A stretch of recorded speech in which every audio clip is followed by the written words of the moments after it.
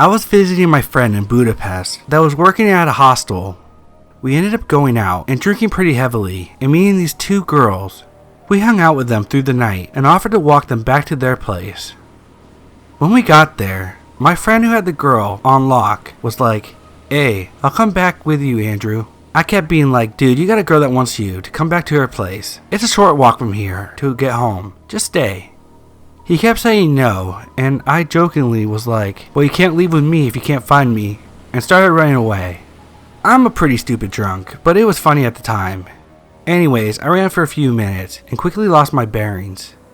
I had an empty wallet and no phone. I just thought, oh shit, I'll wander, spot a landmark and find my way home from there. Hell, I'll sleep in the streets. I was walking for about 30 minutes at the point, really drunk. A car pulled up to me and the guy yelled at me in Hungarian. I just replied, "Sorry man, English only," and then laughed. He parked and I was chilling, so we talked for a few minutes. He seemed alright and was like, "Dude, I can take you back to the hostel." I said yes and went to hop in back, and there were two guys in the back that I couldn't see through the tinted windows. These guys were both super tatted and very thug looking. I was too drunk to run if they were going to rob me, so I put on a brave face and got in. I'm sobering up real fast. They start driving and I immediately realized something was going on. Basically, Budapest was two separate cities on either side of the river, Buda and Pest. We were on the Pest side, and we almost immediately crossed over, and I knew I didn't live on that side. So I was kind of like, "Hey man, my hostel is in Pest. Why are you going into Buda?" And they all laughed and go quiet again. Finally, the driver pipes up and says, "No one knows where you went tonight. What would you do if we tried to beat you up?" And they're all laughing. And I check my door handle, and it's on child lock. I kind of feel sick and roll down my window slightly and lean out. The whole time they're talking, saying that they could kill me and no one would even know, and that I didn't even know where I was.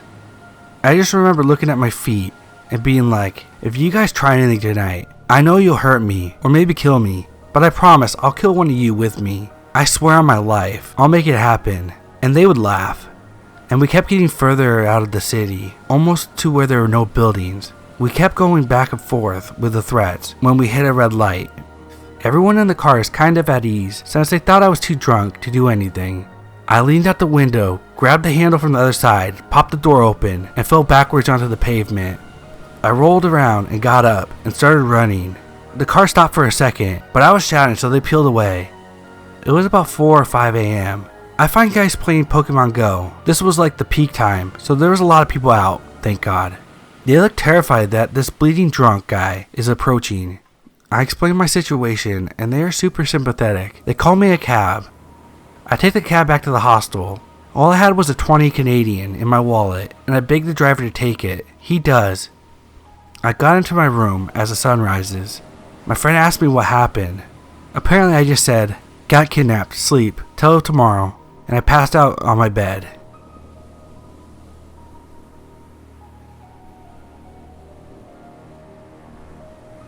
This is something that's super traumatic for me, but it was never discussed again in my household. I was talking to my mom about it the other night, and she still doesn't say much, so I thought I would share my thoughts with you. When I was 13, I got a Dell desktop for school. The internet was fairly new for me back in 2003. AOL and MySpace, Yahoo Messenger, AOL chat rooms. AOL chat rooms was where I went. I was a shy, overweight kid back then. Still shy to this day. But online I could be anyone. I could say anything. It was amazing. I discovered so many things when I got on the internet.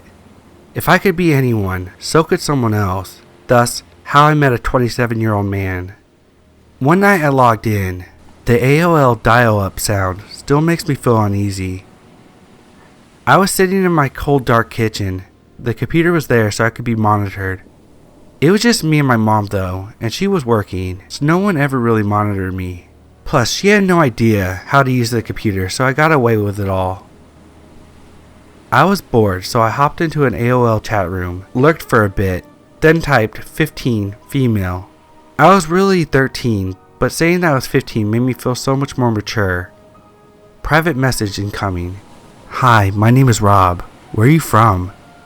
And that's how it started. I told him where I was from, that I went to high school, which wasn't a lie. My school was from 7th through 12th grade. I replied, "You? 19 male, New York." Oh man, it was cool talking to an older guy, and boy was he cute. Honestly, I don't remember much. Maybe I blacked it out. Maybe my memory is just shot. I do remember emails back and forth, the occasional phone call. I remember finding out that he was talking to another girl, and I wanted to break things off, but he begged and pleaded until I caved. Then the let's meet. I was nervous. He had never asked for a pic, had never really asked much from me.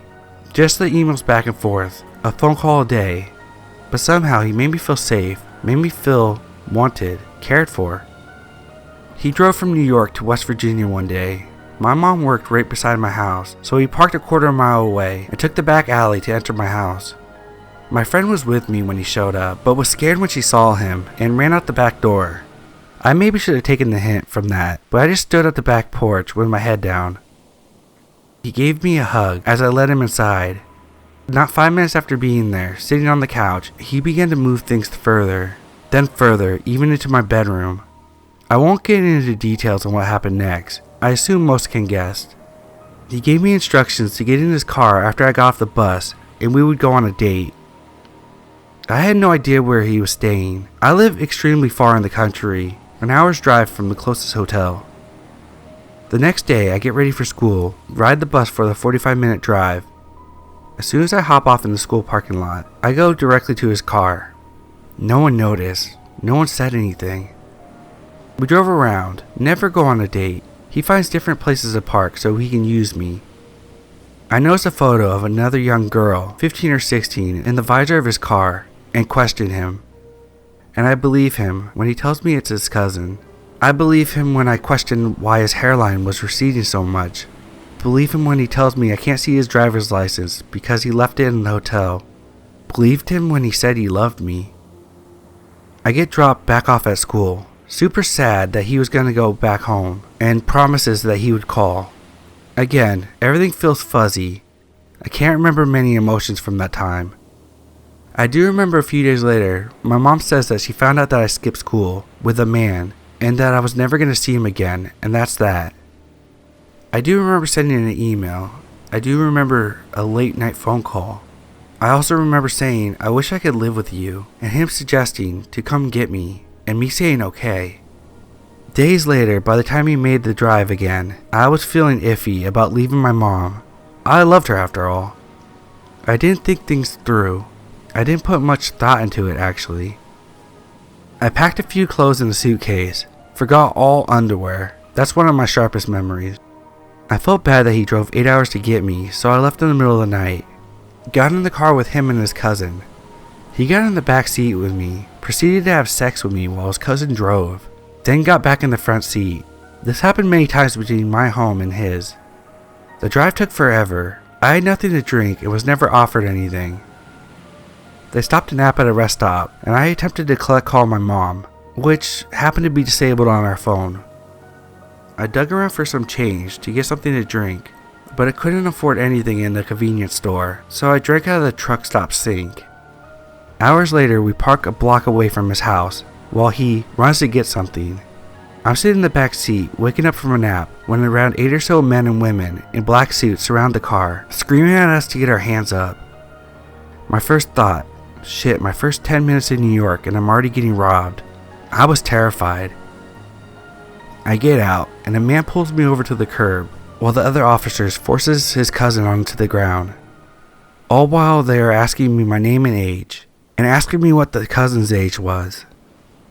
I'm put in the back of an unmarked car, driven to the NYPD, past reporters, cameras, news trucks, snuck into the back of the station. This is where I see Rob in handcuffs for the last time, and for the 13-year-old me, I was devastated. I'm taken into the room and questioned for hours. Then I'm taken to a hospital, then to a hotel where a nice woman brings me Taco Bell and stays with me while I fall asleep. The next day, 2 FBI officers escort me home on a plane. When I get off, I'm greeted by 2 police officers, my mother, and a horde of news reporters. I later found out when my mom reported me missing The police didn't want to do much. They didn't even take a picture of me.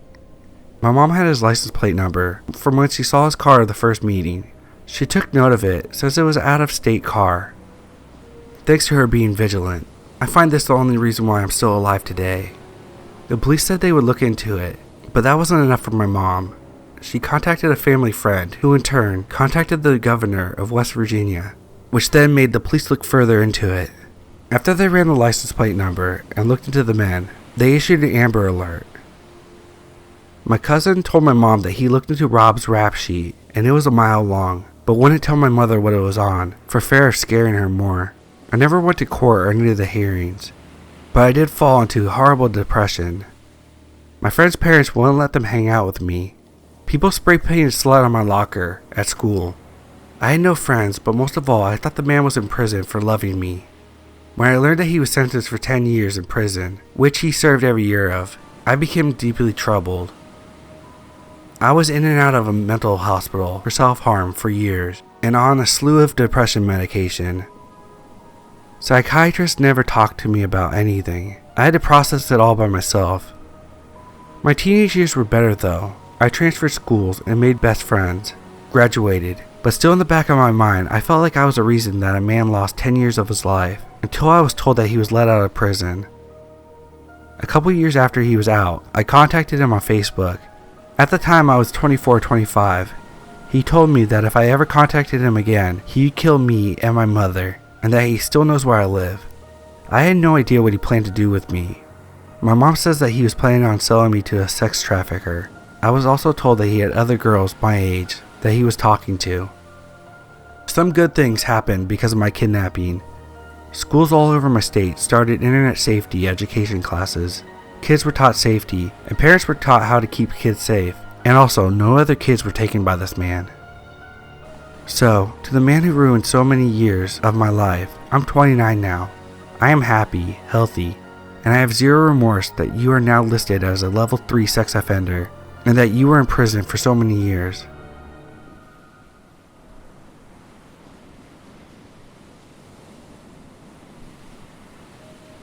I used to work at one of those 24/7 Walmart supercenters. I was right out of high school, a 19-year-old female, and worked as a cashier for 2 terrible years where I was subjected to all kinds of abuse from customers and coworkers alike. I was screamed at, slammed into the register face first, groped, and even farted on once because this old lady was mad that the oranges were priced each and not by the pound. And I'm not even exaggerating. However, the time that sticks out in my head the most is the time that a customer tried to follow me home.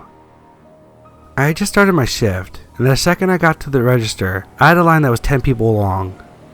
For some reason, the Walmart I worked at never had enough registers open, so people were usually really mad and impatient by the time they got to me. I get right to work and keep a smile plastered on my face while making many mandatory small talk. How do you do? How are you? Did you find everything? Most customers were polite, but not very interested in talking, so it was easy to fall into a bit of cashier robot mode. I get this guy who only had 2 items, yogurt and Band-Aids. I ring him up in a record time and neatly bag it up, but the customer doesn't seem to be paying any attention. He wouldn't look at me or answer my greeting. He just stared right down the conveyor belt. Maybe he was just a bit zoned out. The conveyor belt didn't look too dirty. I hadn't had a chance to wash it yet, because the second I walked over to the register, people lined up. Side note, always bag your produce. The conveyor belts get really nasty. I tell the man his total, which was something like $4.36, and he starts fishing in his pocket for the exact change without looking up. Inwardly I groan, but I keep my customer service smile fixed in place while I wait. He is wearing one of those muddy brown denim jackets with lots of pockets, and as he rifles through them, I kept catching whiffs of stale BO and cigarettes. His hands were pretty dirty too, and all dried out from the cold weather. He dumps out an assortment of change on the counter, still not looking at me, and I begin to count it up. Everything is uncomfortably quiet. I can feel the eyes of every customer waiting in line boring into me, all except for the guy that was now digging in his pants pockets too. He was about 30 cents short. I let him know once I was sure that he wasn't going to find any more coins. It was then he looks at me, making this scrunched up face. His eyes were very dark brown, almost black, and they pierced right into me, accusingly, as if he thought I was lying or something. While he was watching, I counted everything. "It's only 30 cents. Can't you give me your employee discount?" "No, that's against the rules," I answered apologetically. "Do you want to put something back?" I wasn't about to get fired for giving someone my discount, which was only 10% if you were wondering. He wasn't the first person to ask for it, but most people pretended that they were joking. He was definitely not joking. "No, I want them," he said, glaring at me. I was beginning to wish that he would start staring at the conveyor belt again, instead of me. He was making me pretty uncomfortable. If I had 30 cents in my pocket, I would have just paid for it myself, just to get this guy to leave. He reaches over to take the bag, but I turned the little bag carousel, so he can't. That was probably a stupid move on my part, but it wasn't like I could just let him steal, right? If my register was short 30 cents, my supervisor would be all over me. "I know you get a discount, just plug it in." He completely blows up at this point, but I just shake my head and look at the other customers, probably with a deer in headlights expression. People are watching, but no one does anything. This is just something inconveniencing them, even though I'm actually pretty scared. I already started flashing my register light so that the CSM would come over, but they were notorious for taking their sweet time.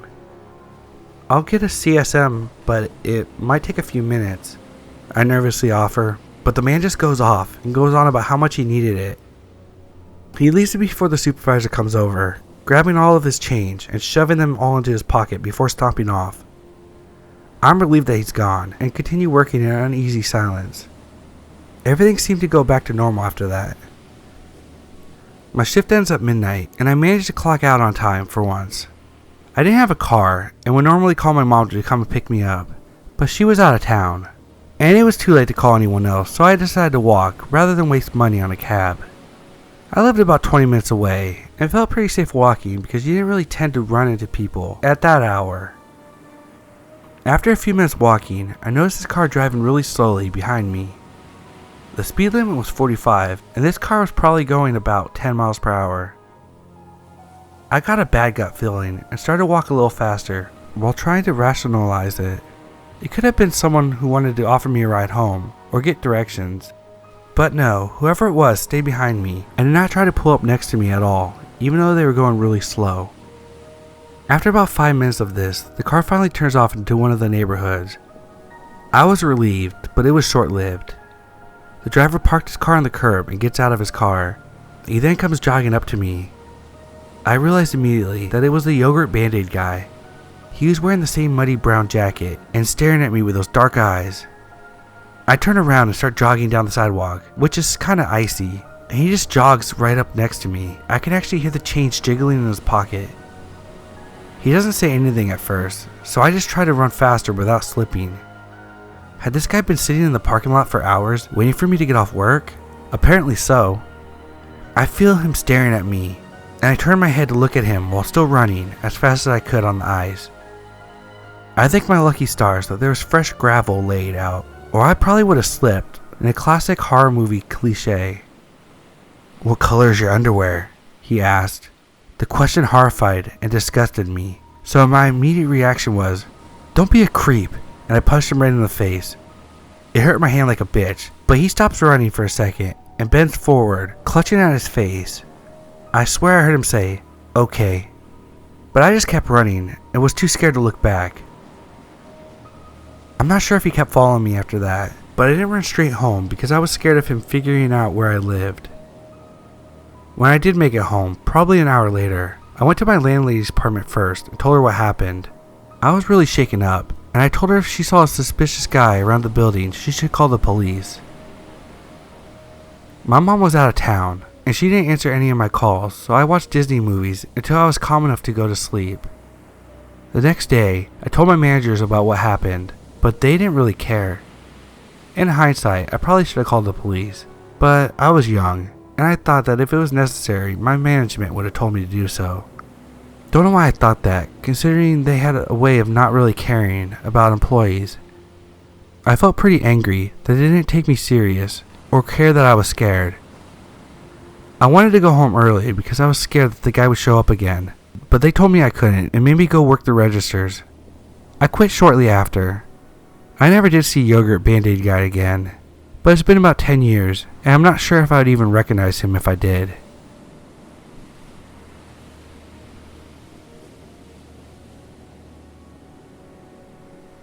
This happened 3 summers ago, but I remember the main events. To preface this, I have been on a shocking amount of dates, and put myself in many foolish situations in the past. I'm a female and was 25 at the time. It started on the Plenty of Fish app. I came across this cute guy. He was my type physically, kind of nerdy looking. On his profile, he had very adventurous photos of him hiking and traveling. He seemed really exciting to get to know. Once he saw that I looked at his profile, he sent me a message. We flirted a bit back and forth and exchanged numbers even though he lived about an hour away. He said on the app he's never been to my city and didn't plan on it, so we probably would never meet. I respected his honesty. I don't like wasting my time. One day shortly after meeting this guy online, he texted me randomly saying that he's in my town on some work thing and invited me to a bar he was at. I decided to meet up since I was already in the area. He said he would pick me up. I was dumb and agreed, even though it was just over 4 blocks away. It took him longer than it should have to get to me, and I honestly don't think he was actually ever at the bar. Once in Plenty of Fish Date's car, I noticed it was a rental, and that it seemed like he just got his license because he was a terrible driver.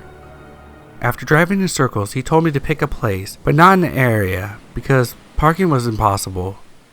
I picked a place 15 minutes away by car that had parking lots, but also was a busy place since I was with a stranger. Once we got there, he started pressuring me to drink. He insisted. I'm not a huge drinker, but I enjoy pub-style bars. I caved and had a drink, and was again pressured to have another one. He was very pushy and seemed to get irritated that I wasn't going for it. Usually, I'd end the date pretty quickly after being mistreated, but he became charming enough to keep me there, at least until we were done with our date. I saw an old acquaintance at the bar and wanted my date to know I knew him. In my head, I think, I wanted my date to know that someone could identify him. I'm not a paranoid person, but I think my subconscious was on alert. After an hour talking in the bar, I tell him I'm ready to head out. He insists we go across the road to get coffee. At the time, it felt strange to me. Neither of us had much to drink, and I didn't need to sober up. Coffee seemed like an odd choice otherwise. I entertained it. Once there, we sipped on our drinks. He told me he rented a beautiful Airbnb in the nearby neighborhood that is more out of the city. He told me that he had it all to himself and invited me and was going on about how nice it was. I kept politely saying no, throwing around different excuse which he would counter with a reason for me to come. With no intention of going, I agreed, but only if he would drive me home to get some overnight things, because I felt like he wasn't going to let me say no. He seemed happy with my answer, so we headed out. While driving in the direction of my place, he said instead he would stop at 7-Eleven and grab me a travel-sized toiletries, so I wouldn't need anything. I felt panicked because my plan was not to go with him. Something about him was off, and I felt stupid for even getting back into the car with him to begin with. He turned his car and we then headed towards a more country area. Literally, there aren't any 7-Elevens or open stores in the middle of nowhere. Then I mentioned that I'm actually thinking I'd prefer not to stay with him and asked to be brought home. He said something that made me completely nervous to be around him for much longer. He said he's sharing the Airbnb with the owners and said that they were really fun and sweet and that they drink and play games, which he originally told me that he had it all to himself. I knew I didn't want to make it obvious that I was catching on to his lie, so I went along with it and said, "Oh, I have to wear my cute fluffy overnight PJs instead of my date dress because I'll be way more comfy," then spew off a few other things. I mentioned that I needed my medication and absolutely couldn't miss a dose. Surprisingly, he turned around, and as we drove back into the city, I felt a bit more calm, but at this point, not safe. Finally, we get close to my place. I had no intention of letting him get close enough to where I lived. He was mentioning that he was going to come to my apartment once we get there, and that was just a huge hell no. I don't know what I would do, but I looked for any opportunity to get out of the situation, knowing that he could just turn around and take me somewhere private in a matter of 15 minutes if he wanted to. We got to a stop sign where people were crossing, thank God. I quickly and calmly got out and said, "Hey, I think I have a headache. I'll text you." I closed the door and went through a public park, which was beside a building that his car wouldn't be able to drive into. I looked back to make sure he wasn't getting out of his car, and I could see him staring at me. He was so furious. I have chills thinking about it. Within an hour, he had blocked me on Plenty of Fish. Thinking back, I think he possibly wanted to get coffee to possibly slip something in there. I think he told me on Plenty of Fish that he would never meet, to maybe cover his ass, and I know that he didn't have good intentions with me. Since then, I met my fiance on Plenty of Fish and was super careful about dating, making sure that the first few dates were in public and to arrange my own transportation.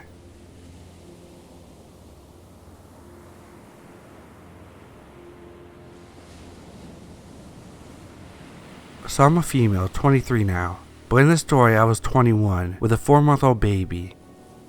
I'm about 5'9", a bit overweight, and I have social anxiety around new people. I went with my sister to her work. She was 26 and 5 feet tall. She worked at a very nice restaurant in a shopping center, and we went straight there for a 6 p.m. start after being in the city all day collecting money for a cat rescue. I'm just chilling out, eating food and binging on Reddit when I decided I wanted a smoke. I know, bad habit. So I let my sister know I'm going out to the car park to have a smoke as she passes through the dining area. The cart was only about 70 meters away from the restaurant, having good lighting, and because it was so late, I could hang around near the doors. This is where it gets creepy. The security guard was doing his rounds, at about my height, and Indian. He decides to check on me. That's cool, man. I'm just having a smoke. The conversation goes like this. "How you doing? You okay?" "I'm pretty good. I'm just waiting for my sister to get off work." Good. Your baby?" "Very cute baby. I have 4 at home. You got a husband?" "Yes, he's my baby." "That's good. I have a fiance," which was a complete lie. I was 100% single, but he was already making me anxious. "I could be husband. I look after baby for you. I look after you." No thanks. "I'm sure your wife wouldn't appreciate that." No. Wife loves baby. Wife will love you. You come home with me?" Finally, I finished my smoke and moved further away from him each second. "No thanks. I'm good now." He followed me inside. I go all around the mostly closed shopping center, hoping that I would lose him in Kohl's. I lost him for about 5 seconds, but Kohl's shut down for the night. The only place left open was my sister's work, so I went back there even though I didn't want him to know where I was. As I was about to walk into the restaurant, I saw him coming up the escalator. He was still watching me. I take the last 2 steps towards the hostess, who happens to be the owner's daughter, and told her what was going on. At this point, the security guard was standing in front of the restaurant, still staring at me. The hostess takes me into a semi-secluded booth and goes to talk to her dad about the situation. As she's gone, the creepy security guard comes into the dining area, searches for me, and then comes and sits in my booth, way too close to me and my child. "How are you? I want to ravish a pretty woman. You will be the mother of my babies. We will make cute babies." At this point, it was very clear that I was uncomfortable, and he still made it worse. "Don't worry. I security. I protect you and the baby." He reaches across the table with one hand now. The other hand is reaching towards my baby. I'm frozen. I didn't care about the hand near me. I was watching the other one. No one touches my baby. I'm about to snap, full mama bear mode, when the owner, 40-ish to 50 years old, 6 feet tall, big wide build, of the restaurant steps in, asking if there's a problem. "Is there a problem?" No problem. Just talking with my lovely lady." "This is a customer. Has she done something wrong?" "No, never. She's my lady, see? We're gonna get married." And then he grins creepily, the silent warning for me to play along etched in his face. Finding comfort in the restaurant owner's presence, I said, "Please leave me alone. I just want to eat my dinner." "Haha, funny lady. See, we joke. I don't know you. Please leave me alone." "She says she wants you to leave now." "She's just messing. She loved me." "I've been waiting for you, my pretty lady." He leaves at that point. The restaurant owner makes sure I'm okay and moves me to the employee break room and then fills my sister in. 2 hours later, and my sister has finished her shift, we pack up and head out to the car. The security guard appears out of nowhere. He was actually waiting for me. I take pretty lady and baby home now. "Come, pretty lady, we go home." The restaurant owner, like an angel, steps out of his car right behind the security guard and says, "She's going home with her sister." "No, pretty lady mine. She come home with me. Get in the car, I'll take care of this." So we get in the car and go home. Find out that the next day from my sister that her boss had physically restrained the security guard because he went to go grab my arm as I was getting in the car. He then got him fired and permanently banned from the shopping center.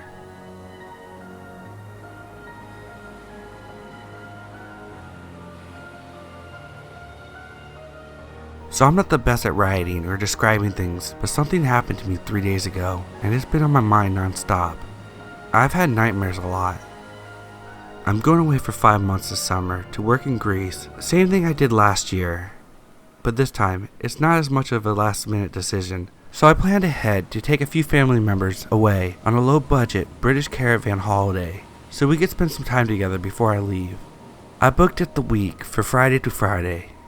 The first few days were good, celebrating Wales winning the Grand Slam in rugby. Monday was much the same. We played bingo in the on-site clubhouse, and this is when I noticed a member of their security team. He looked quite attractive from a distance. I like beards, glasses, so I say to my mother, "Oh, he's nice," and we laughed. A bit later, he approached our table and chatted with us for a little bit about general things going on site and his job. He shook my hand and introduced himself. He then stood by our table on and off all night trying to engage in general conversation. He did make excessive eye contact with me, which was weird, so that's why I thought I was getting such bad anxiety being around him, because he seemed otherwise normal. When we were leaving, he was on duty in the front of the clubhouse. We walked past him and said bye. He said something along the lines of, "Oh, don't go. I've got 2 days off and won't be able to see you."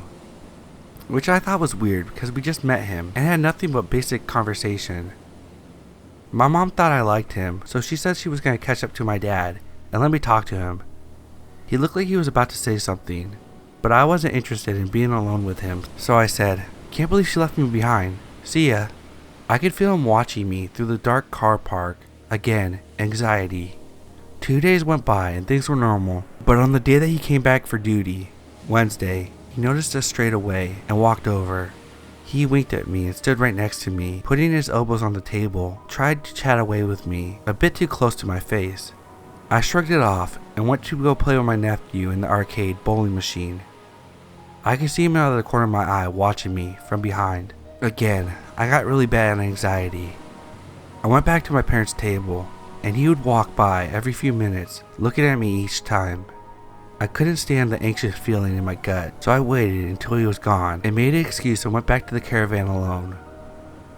My parents arrived back a few hours later and told me he kept stopping by asking about me and asking where I was and if he needed to check on me.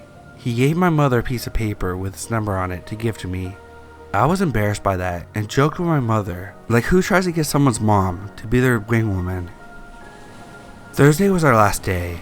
I decided not to go out because I felt uncomfortable going there now after being watched and throwing his number in a bin.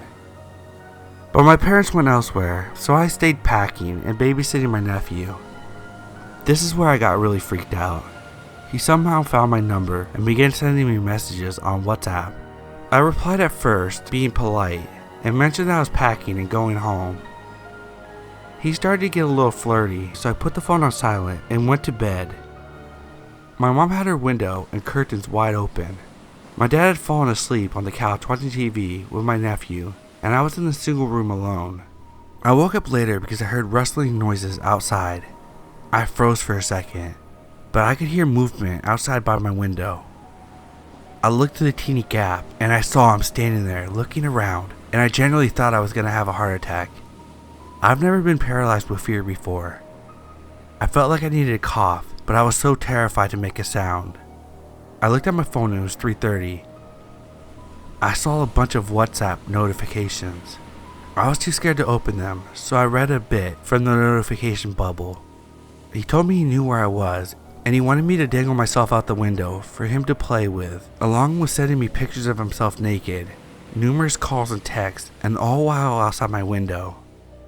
I laid there for about 2 hours, too afraid to move. I must have fallen asleep, because the next thing I remember was my mom waking me up, saying that she had just opened the curtains in the living room and saw him standing right outside. This was 9 a.m., 6 hours later. I never felt so scared in my life. We packed up and got ready to leave. By the time we were about to go, he had gone. I ran to my car with my hood up, paranoid that he would stop us. My parents thought it was really weird for him being out there, but I never told them about all the messages, so they didn't know why I was being so weird. I felt so sick waiting for my dad to start the engine, because I didn't know where he had gone, or if he was still watching. If he had found out my number and Caravan, and had seen us in my dad's car with the license plate, what else could he have found out? I have not mentioned this to anyone, because I really can't handle it right now. I feel violated in a way, although I don't know how to describe it.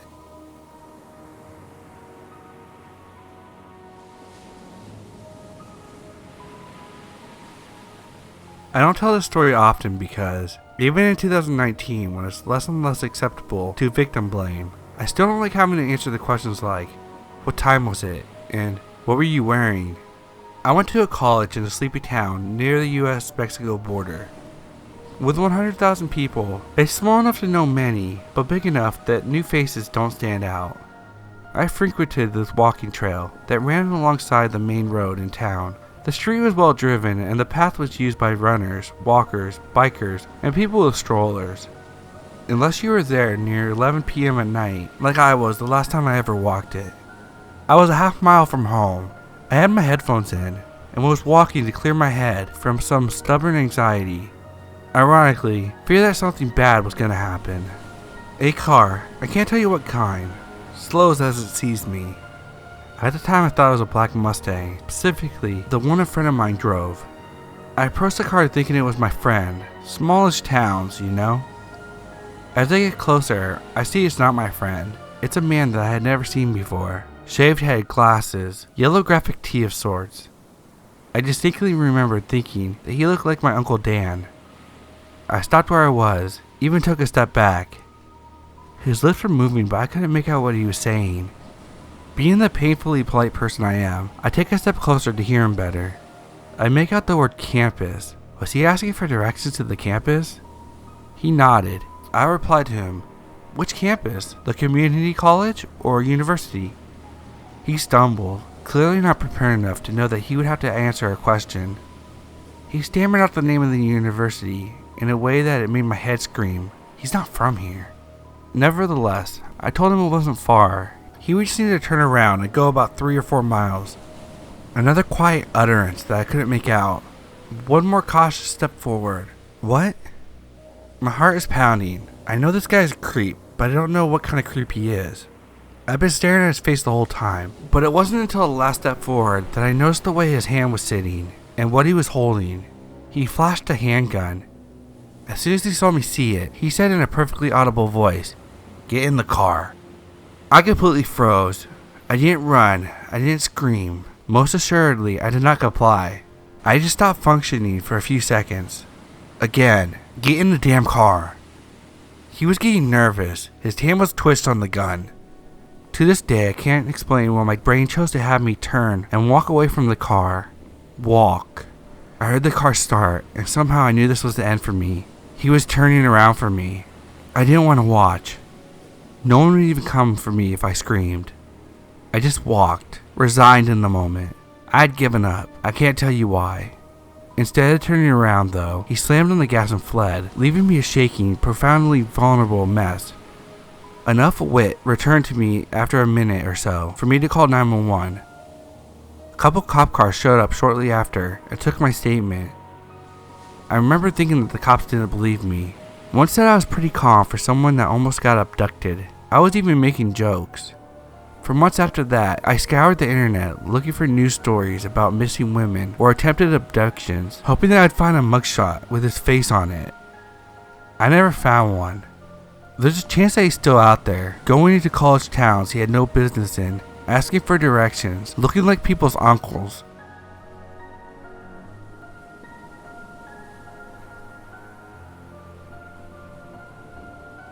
This happened when I was 6 years old, and I remember everything so clear. So back when I was younger, my grandparents and uncles would take my little brother and I on weekend trips to the city of Tijuana, which is located at the border of Upper Mexico, known as Baja California. When we would go, we would get spoiled rotten by my grandparents. It was so much fun going to all these local markets filled with all kinds of vendors, from fruit to household items. My favorite part was going to the taco stands for tacos and quesadillas. That day, our uncles wanted to get a haircut, so we went to the family barber. The only issue was the crime in this area, since it was in a more unfortunate part of the city. We parked a block away at the parking garage and walked our way to the barbershop. I was holding my grandpa's hand, and my little brother was holding mine and my grandma's. Let me just start by saying, before I go further, that there was a situation where kids that looked like they came from money were getting kidnapped by gangs. We literally were a few steps away from the barbershop when I felt someone tug on my little brother's shoulder so hard it sent me back a little, making me tug on my grandpa's arm. Right away my uncle saw what was going on, and they started punching the guys, and even my grandma started hitting them with her shopping bags while holding my little brother near her waist tightly. My body felt like jello. I thought my little legs were gonna collapse. I was so scared. It happened so fast. I stopped going there for a few years because of that.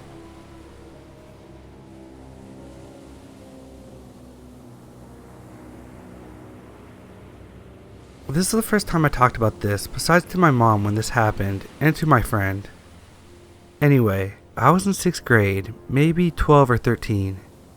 My friend Gabby made plans for a party at her house. She invited everyone that sat at our table during lunch. School ended, and I head home to change, and then walked to her house, which was 2 blocks away. I went to one of the food trucks that was outside my home. These food trucks sell soda, chips, and are basically corner stores on wheels, and they are very common in my area. I bought some sodas and then began my walk to her house. During my walk, I noticed this white pickup truck that had equipment in the bed which was sticking out. The truck also had scratches which stood out, seeing that the truck was white. It was just a creepy truck is what I'm trying to say. I see the driver looking at me, and I noticed that he slowed down as he passed me. When he was in my view, he gave me a creepy smile and waved to me. For some crazy reason, I thought it could be a family member, so I waved back awkwardly. He stopped waving, and somehow his smile grew wider. He turned the corner, and I continued walking. Not even a minute later, as I'm down the block, I see the same truck down the street and coming towards me. So I decided to run to a more open part of the street where there were always people around. I stopped by the corner of the block, and thank God there was another food truck there. Seeing how there's always a person in them, I just stayed by the truck. As I'm standing there, I turn to see the white truck parked by my side of the street, only a few feet away. The guy is looking at me and calling me over. I wanted to tell the lady from the food truck that this guy was following me, but as soon as I started talking to her, the truck drove away. What really freaks me out is that he followed me. The way the street works, for him to get back to find me, he had to go around a whole block, make a turn, and then get back to me. And he did this in under a minute, so he must have been speeding and very eager or something. I went to my friend's house and told her what happened. I called my mom, and she said that she would walk with me everywhere for a while. Luckily, I never saw this guy again.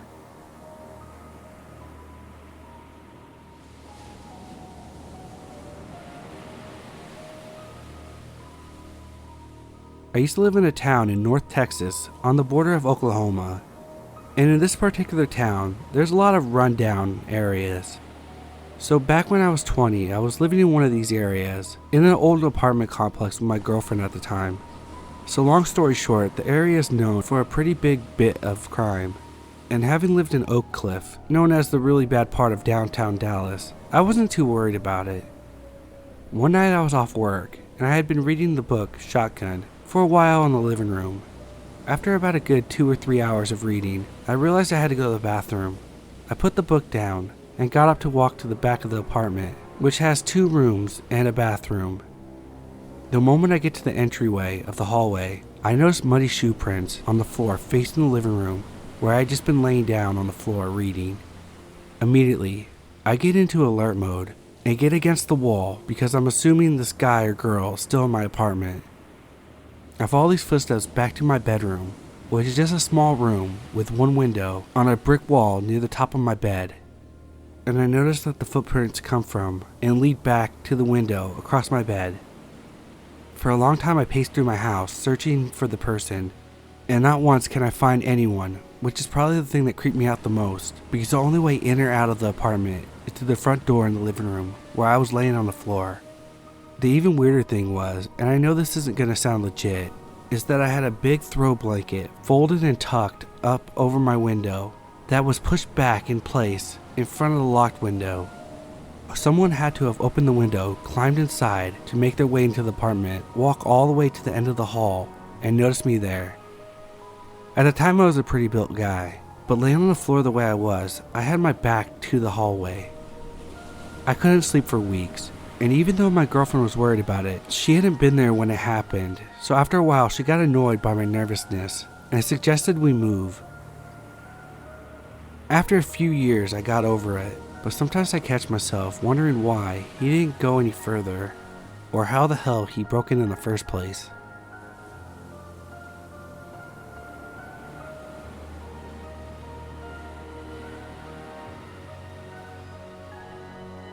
This happened in 2011. I had just gotten out of a rough relationship a few months prior to this happening. My friends encouraged me to try dating again, so I caved and made a profile on the website, Plenty of Fish. I was surprised with how many messages I received within the first few hours. Most were just people saying hi or asking to hook up. I wasn't looking for a hookup, so I just ignored those messages. After about a week, a guy roughly an hour away from me messaged me. He was cute, so I messaged him back. The conversation was pretty casual at first. He asked me if I would like to go out for coffee sometime. Not thinking anything of it, I said sure. This is where things started to get weird. He started getting really pushy and asked when we could grab a coffee. I told him that I didn't own my own car, so I would have to borrow my mom's car to meet up with him. He offered to come by and pick me up, but I wasn't comfortable with that idea. The next message made my blood run cold. It read, "I'm sure your hometown isn't that big. If I knocked on a few doors, someone would be able to tell me where you lived." "Are you crazy?" I replied. "I'm sorry, but that's kind of creepy." This just pissed him off. He messaged me multiple times after this. They said, "You know I have a gun. I could shoot you and make you disappear. No one would even look for you. You're nothing but a dirty slut. I could kill you and throw you down a well and no one would ever find you." I was really scared at this point, so I asked him to please leave me alone. He replied with the following, "I know where your hometown is. It's not a big town. I can find you." At that point I had enough and I blocked him. I reported his account to Plenty of Fish and deleted my account. I was really on edge for the next few weeks after the fact. I was afraid he was actually going to come looking for me.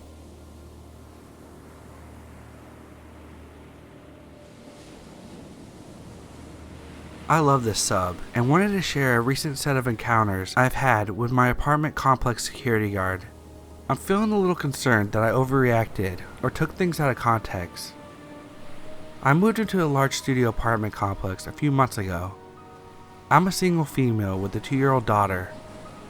My sister and a few of her friends came over about 3 weeks ago to hang out. We had some beers and played Cards Against Humanity. My studio has an enclosed patio with a door-sized opening that doesn't have a gate or door. Since my child is sleeping, I had everyone chill outside on the patio. We were having a great time, joking, talking, and listening to low music when the security guard entered my patio. "Hi there, are we being too loud? Has someone placed a complaint?" No, you guys are fine. Just doing my rounds." He lingered for a minute more, then strolled out into the night. We continued our activities and really didn't give him a second thought. He returned 25 minutes later, right after most of the group had left. Only my sister, her friend Cody, and I remained. He was an overweight, late 40s, early 50-year-old male, and wore glasses. He strolls onto my patio once again, strikes up a conversation. We learned that he was a retired cop that had to quit the force after suffering a heart attack on duty. He states that he had to undergo a quintuple bypass surgery, and after recovery, he started night security jobs. I felt sorry for him because of his medical history and sat there to listen to him for a while. He must have stayed there for 30 minutes before my sister got uncomfortable and loudly announced that we were going to bed. He bid us a good night and left. Once inside, my sister said that she didn't like the way he was looking at me and thought that he took a liking to me. I initially told her that she was reading too much into it, and the dude was just lonely and had a long shift ahead. A week and a half later, my sister is visiting again, and we are sitting inside my place, talking. My studio has a black screen door, which is visible to see through, and a wood door.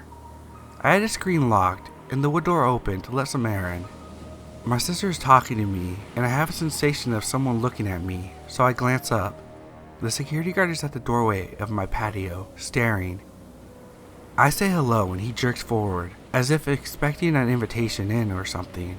But I turn my attention back to my sister, and when I glance back again, he is gone. This week on Tuesday, I took a shower and threw on my red silk Japanese style robe. I was washing dishes for about 25 minutes and had poured a glass of wine. I turned from the kitchen and sit on my couch, and I let out a scream. The security guard is almost pressed up against the screen door and staring straight at me through a foot-long crack of the wood door. I was startled and shaken, but the first thing I did was to make sure my robe wasn't exposing me. Then I ran up to the screen. "You scared me." He had no emotion and no apology. "I'm just doing my rounds. My scalp is crawling and I'm still shaky. Okay, well, I'm going to bed now." He is still right up next to the screen door, all the way in my patio, and turns and looks at my beast cruiser parked against the wall.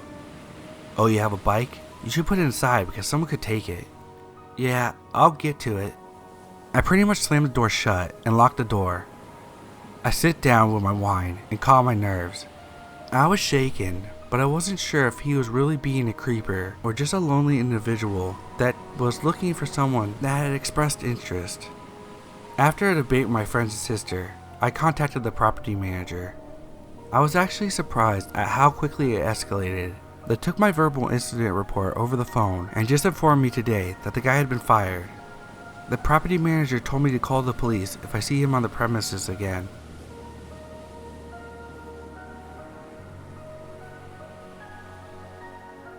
Eight months ago, I moved from living in a downtown part of my city to a quieter neighborhood that got the reputation of being a great place to raise a family.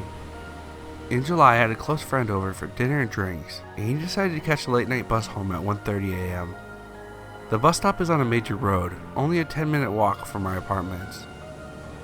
My road runs along parallel to a base of a steep hill, and the buildings on the side of the street were built onto the side of the hill, but only accessible from the next road up.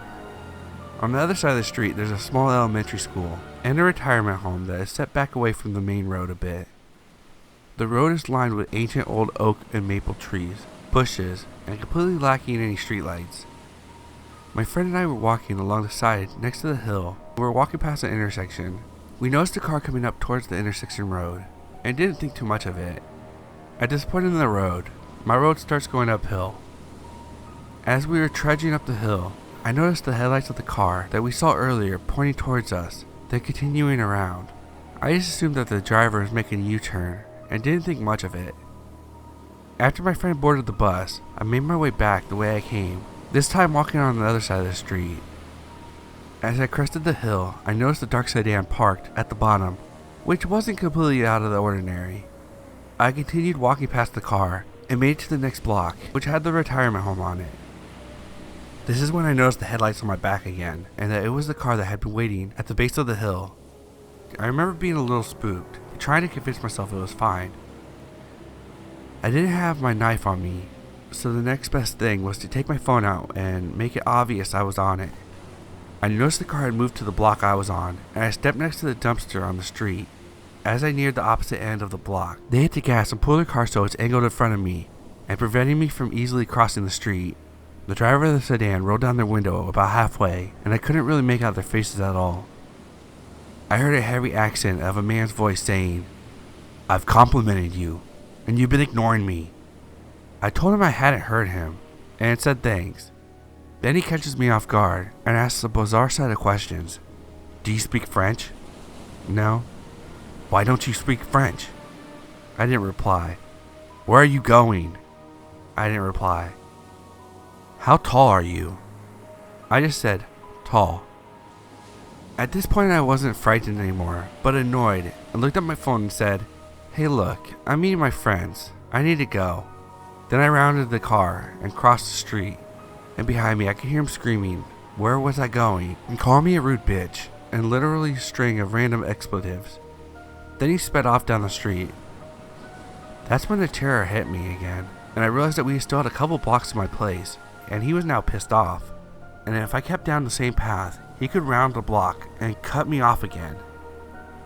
I was now in the block with the school, so I ducked into a dark alleyway and hid there for several minutes in case he was rounding the block and waiting for me. After a while I finally continued and darted into my apartment as quick as possible. I left the lights off and made sure the door was locked, deadbolt included. My apartment looks onto the main road, and the door is actually on the other side, towards the hill. I was paranoid that he would see my activity in my unit and know where I live somehow. I filed a police report online, but haven't heard anything since.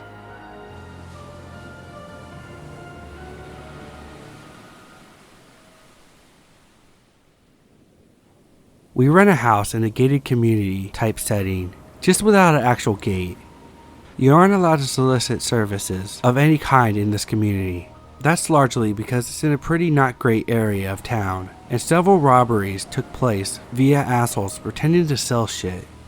Anyway, I work the second shift, so I sleep in the early mornings before work. My roommate crept into my room one morning around 11 a.m. and whispered, "Don't answer the door. Someone's out there." So I went to go check. A fairly large man was banging on my door and trying to knock rather aggressively before running to our neighbor's house and doing the same thing. Then came back to our door, like he was trying to force his way inside. He wasn't wearing a uniform. I yelled out that there was no soliciting and to go away. Bad move on my part because it just enraged the man, who then went fucking unhinged, standing in the road screaming, "I just want to talk. Open up. Open the fucking door. I want to talk." He was running around and trying even harder to get into my house and the neighbors. I then noticed a gold-colored car parked in the middle of the road, blocking the entrance of vehicles coming and going. It was extremely out of place. The driver had a hoodie pulled over his face and was slumping down in the seat. I took my roommate to her room and we locked the door and called the police, who were quick to send officers our way. The entire time we waited for them, the angry man kept knocking at the door, going around to the windows and trying doorknobs of our house and our neighbors while screaming that he just wanted to talk. As soon as the squad cars came, the angry man jumped into the gold car. The officers spoke for a while, out of earshot, then they followed the gold car out of the housing area. The other officer told us that the men claimed to be with the energy company. They were able to produce a business card and were issued some kind of warning about not coming back. We were told to call immediately if the men returned and urged not to answer the door for anyone we didn't know. I don't know what those men were up to, but we're certainly not selling cost-efficient energy. The license plate on the car that drove up was from New York. I don't live anywhere near New York.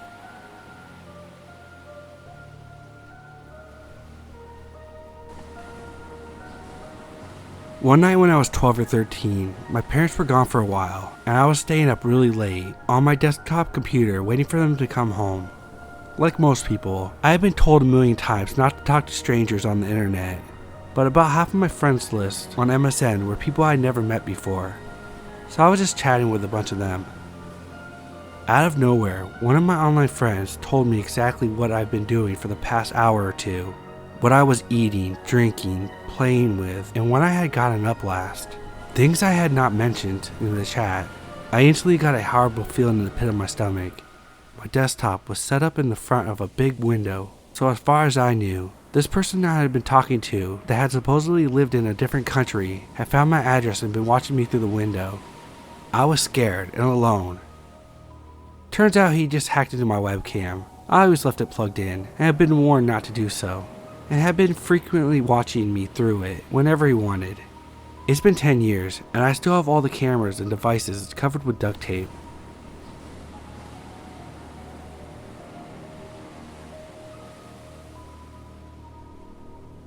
When I was 9 or 10 years old, I lived in a little town in New Mexico. It's a forest town, and yes, we do have forests in New Mexico. I loved it, every little bit of it. Let me explain the layout of the mountain that I used to live on. It's literally a long road on the mountain that has houses and trailers on it. To get to the road by my house, there is a hill, and that is the exit and entrance to the piece of land. There were 2 trailers and 1 cabin on the left, and a hidden trailer in the back, and mine just happened to be the middle one. I played in the front yard multiple times. The reason why I mention this is because when you go downhill, you can see my trailer and the cabin house. The whole front plot of land you could see as you passed by. I was in 5th grade at the time, and I used to wait for the bus every morning, and I would have to wait on top of the hill. One morning I had this really odd feeling, as I'm really in touch with my gut instinct. I walked my usual way, waiting for the bus. The air smelled so good, but so wrong. This old creeper van comes coming up the road. If I remember it correctly, it was brown, old and rusted. I wasn't stupid and I knew very well what this van was, as it approached me slowly. I couldn't see the driver because there was something covering him up, like a very long sun visor, which didn't really make sense because it was early in the morning and the sun wasn't even out. I get a worse feeling and I was terrified. My fight or flight kicked in and I ran the hell out of there. As I ran down the hill, I looked back and the creeper van made a U-turn and sped down the road. Why else would this van get so close to me and then make a U-turn? I knew whoever was in that car wasn't just passing by, and I knew that they were going to try to kidnap me. No, at this time I was a little chubby girl, and the creeper probably thought that I was a slow bitch, but I ran to my mom, and she didn't do anything, which made me mad. She didn't even report it. I could tell she didn't even care. I got this feeling that this wasn't the first time that this van saw me waiting for the bus. I know this wasn't a coincidence. I have no idea why I never told anyone else about this at the time. I may have been able to save someone else from being kidnapped.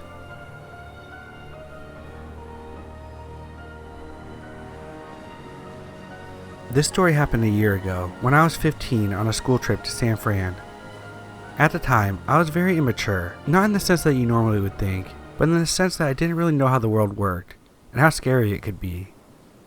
I attribute this story to me growing up and realizing how the world works. I was rooming with 2 other girls. Both were a year older than me, so I didn't really know them well. The way the trip worked, so to say, was that breakfast in the hotel was between 7 and 8, but the chaperones on the trip wouldn't wake us up. So if we wanted to have time to get ready and eat before leaving to explore the city for the day, we had to do it on our own. This meant that in the morning, me and the people in my room didn't see the chaperones till we went down for breakfast, usually around 7:45, since we all took a long time to get ready. However, this day was different. We were all tired of arriving late and having to eat quickly, so we woke up a bit earlier to go down and get breakfast right when it opened. We ate breakfast, and pretty much the rest of the kids on the trip and I headed to the elevators together. This was a mixed group of boys and girls, and my twin brother also happened to be on the trip. So the people in the elevator was him and his friends, me, the girls from my room, and a few of their friends. The elevator door almost closed when 2 Indian men stuck their hand through the door and stepped inside, squeezing themselves into an already packed elevator. They looked young, maybe 19 or 20. Eventually, we arrived to our floor and got off. So did the men. The way the hotel rooms and hallways were situated was essentially just a square. You could go either direction and eventually make it back to the elevator if you just turn left or right 3 times. The people on my trip went right, and the men went left. Eventually, my brother and his friends trickled off into their rooms, and it was just me and one of the other girls on the trip, because the other girl had went into one of the boys' rooms. We were right at our rooms when we encountered the men again. At first, we didn't notice anything wrong. They were probably just trying to find their room. I turned away from them and tried to find my room key in my wallet. Now, at this point, my immature brain didn't notice anything wrong, but my roommate did. I could see the panic in her eyes, and as I turned to look at the men, I realized they weren't looking for their room. They were looking for us. My heart began to race and we panicked, each fumbling for our cards to get in the room as quick as possible. But they were moving towards us too quickly. We were standing there, pressed against our door, as these 2 men stepped closer to us and got within a foot of our faces. Their English wasn't the best, so they slowly asked us what we were doing. I couldn't speak. I didn't know what to do in this situation, so my roommate spoke up. She tried her best not to let them know that this was our room, but it was pretty obvious at that point. She stuttered something about trying to get into her friend's room, but these men clearly weren't there just to know what she was doing. I could tell they were there for something more sinister. One of the men continued to stare at me and eye me up and down when the other one got really close to my roommate and asked her for her number. She stood up tall and quickly said, "No, I'm sorry, you cannot," but her voice trailed off as her confidence wore off. At last I spoke, explaining that we were underage and that we were on a school trip, and that we couldn't. They didn't take no for an answer. At that point, I slowly started to pull my room key from my wallet. Luckily, my friend pushed the card into my wallet and made me push my hand holding the wallet behind my back. At the time I was confused why she didn't want us to go into our room, but now I realized she had more intuition about these men than I did. She knew that if we opened the door with them right there, that they would force themselves in there with us, and who knows what would happen. Eventually they backed off far enough where we felt like we could escape from them. She grabbed my wrist and pulled me along the hallway, and we sprinted towards the elevator. Along the way we ran into my brother and one of his friends. We quickly explained to them what happened, and they sprinted with us to the elevators. Once we were there, quickly pressing the elevator's buttons to get downstairs where the chaperones were, we encountered the men again. I clutched onto my brother's arm, and my roommate did the same to my brother's friend. They just stood there on the other side of the hallway, staring at us, and quickly walking towards us. It looked like they were just pretending to be normal hotel patrons in front of the boys, but we knew what they really were. They were creepy and we weren't risking it. Finally, the elevator opened, and I don't think I've ever clicked the closed door button so fast. Right as the man got to the elevator, the door closed. Thank God. We thought our ordeal was over, but it wasn't. There were multiple elevators in the hotel. My brother, his friend, my roommate, and I had just got into the breakfast hall where most of our group and chaperones were when we realized the men were there too. They had followed us. They started off staying across the room from us, but were getting closer. We left the room and went back up to our rooms. Once there, my roommate and I were panicking. They knew where our room was. They knew our floor. They could find us at any time and we didn't know what to do. Our panic was cut short as the phone rang. At this hotel you could call other people's rooms, and we thought it was from one of the boys' rooms, playing a joke on us. We were wrong. When we picked up the phone, it was just heavy breathing and a quiet laughter. We hung up the phone after about 20 seconds. I called my brother and his friend and asked them if they could meet us outside the room. They walked us to the elevators and back downstairs. On the way we told them about the phone call. My brother's friend took responsibility for it. My roommate believed him, but I didn't. I knew they wouldn't freak us out like that. They were trying to calm us down. Once downstairs again, still shaking, we told one of the chaperones about the two men, and they freaked out. We told the front desk about the men, but since we didn't know what room they were in, or their names, they told us there wasn't much they could do about it. They tried to reassure us that there was a group staying there that they were probably a part of, and that they were leaving in a few days. It didn't calm us down though. Thankfully we never saw them again, and I never want to.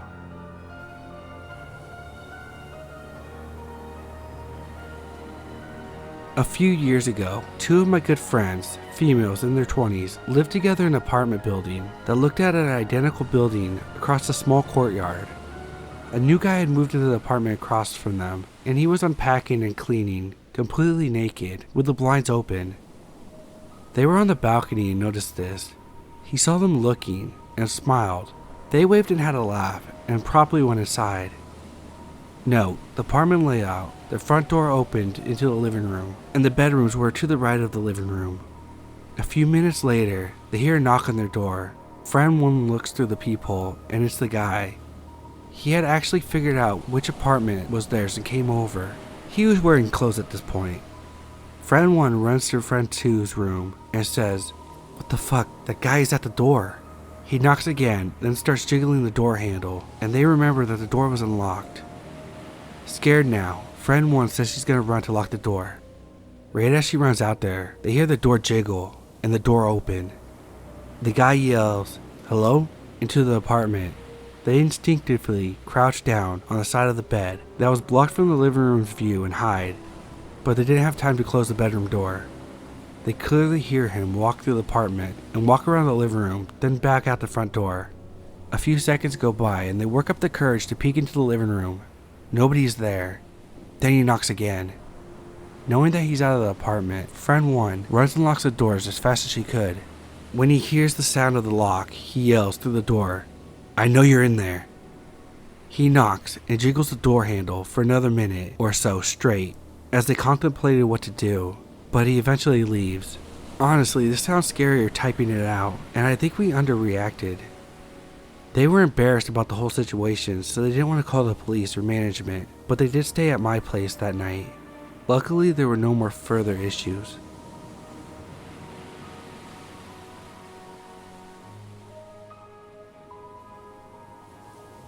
This happened when I was either 10 or 11. It was Halloween night, and to make things even better, this year it fell on a Friday. I was trick-or-treating with a friend of mine, who I will call Jane, and both her mom and my mom. Jane dressed as a birthday present, and I was Dorothy from The Wizard of Oz.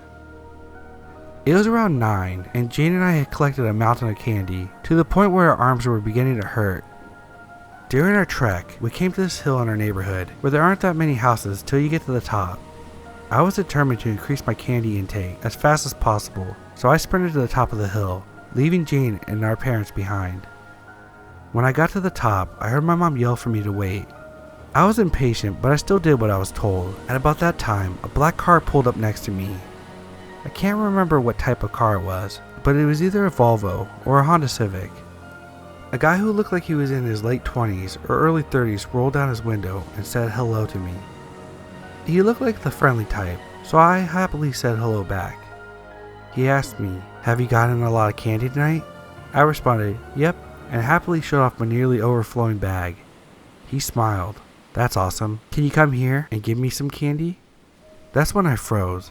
My parents were the kind of people who drilled stranger danger warnings into my head, and this guy may have not looked like a creeper, but all the signs seemed to be there. Even my 10 or 11-year-old self could see that. At that point, I really had no idea what to do. I guess the guy saw my face because he motioned for me to come. "I just want a little candy.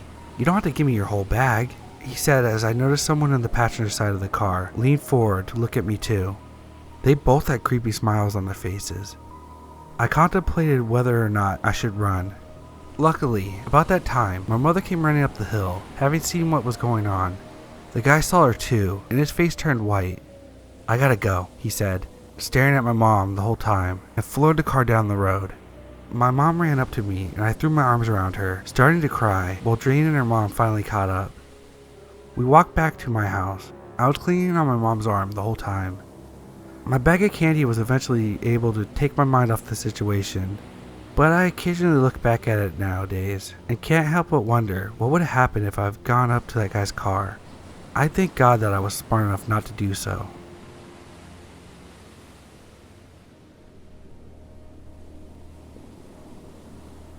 I used to be a security officer at a homeless shelter earlier this year. I worked there for almost 5 months before leaving. I have tons of creepy and scary stories from my time there. So back in March, I was at work doing what I needed to do. On the ground floor was a daytime only homeless shelter, and on the top was a government homeless outreach office. This is who my contact was through, but I had to keep the entire building secure, even though the shelter was a different organization. The government office was a mental health branch, so it wasn't uncommon for crazy people to, well, act crazy. This particular day, an individual comes in to pick up their medication. The man took their medication and walked over to the couch and sits there in the office.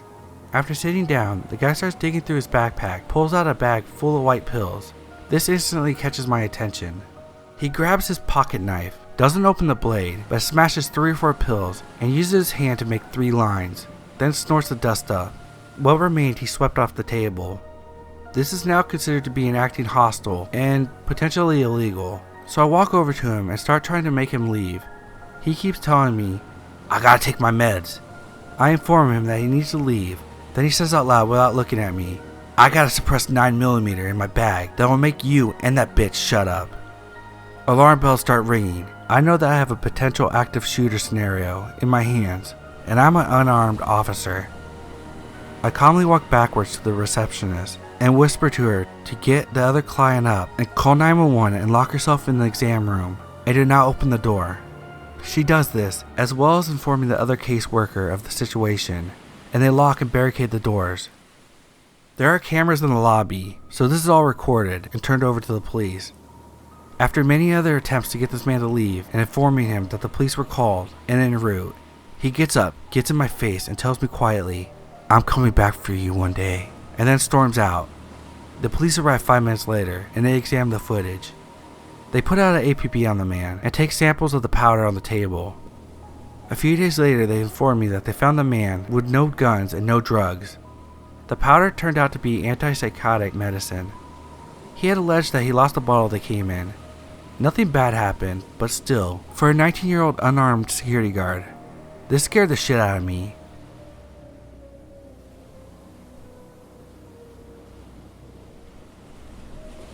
I work in a jewelry store in a small mall somewhere remote in Canada. It's a fun job. I love my coworkers, love the customers, and love the fixed schedule working in the mall gives me. It's nice to know that I'll be off at 6 p.m. every night, and it gives me plenty of time to socialize and study outside of work. The mall is a small loop, probably about 50 stores operating on average. They employ a staff of 30 people to keep the mall operating. Half of the staff works in admin, and another 15 or so works security. As a regular 40-hour-a-week employee, I've had my fair share of interaction with security.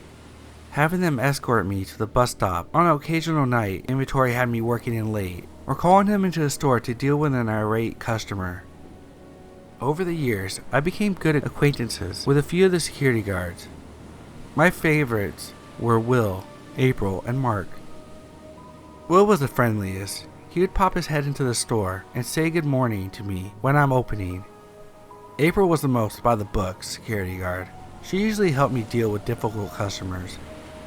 Mark was one of the evening security guards, so my only interaction with him was to escort me late at night to the bus stop, during which he was quiet but polite.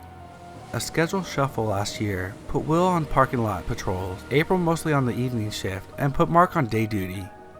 Not the end of the world, just kinda sucked that I would no longer have friendly conversations with Will as I opened the store, and not having badass April around to step in when customers were unruly.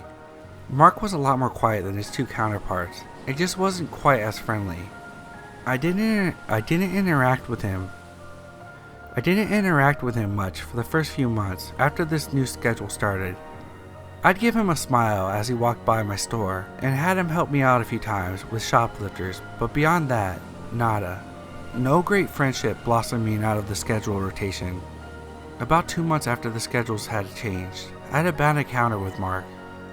I was walking through one of the mall staff hallways to take a washroom break. Mark happened to be just ahead of me and was also going to the washroom. When we reached the doors, he looked me up and down, and then said, "This is gonna be too hard." I had got a bit of a chill when he said that, but assumed that there was an issue in the men's washroom. Someone passed out in the stall or something. So I asked him, "Oh no, why?" Because I'm nosy and was excited to have a bit of mall gossip to share with my coworkers. He got a cold, distant look in his eye and said, "My doctor advised against heavy lifting," and then winked at me. I ran into the girls' washroom and texted my manager. I was freaking out about what he just said, knowing full well what he meant. Mark is a 45-year-old man with graying hair and a bit of a beer gut. He stands about 6 feet tall, and I'm a teeny 5'7" girl who was 25 at the time of this incident. It creeped me out so much that I reported it to April, my next shift, who promised that she would handle it. I stopped seeing Mark during patrols and assumed he had been switched back to day shifts. For about 2 weeks I heard nothing from him or any of the other security guards. I was just about to end my shift one evening, with about 15 minutes left before we closed the doors for the day. I hear someone enter my store, and I look up, and Mark's walking towards me with just a pure look of hate in his face.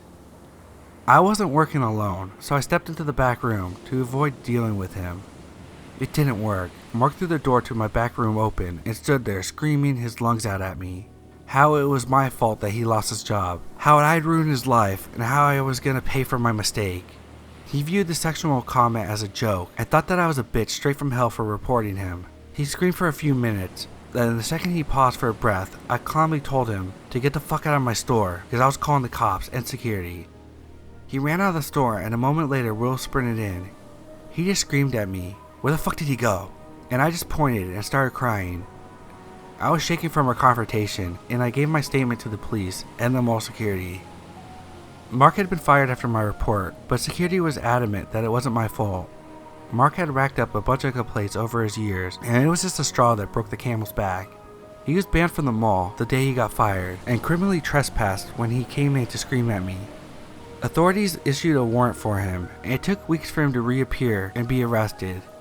During those weeks, I was very scared. Mark knew what bus I took. Mark knew my work schedule. Mark hated me. Every time I turned a corner, I was scared that he would be there. I believe he's out of jail now, but I hope I never see Mark again.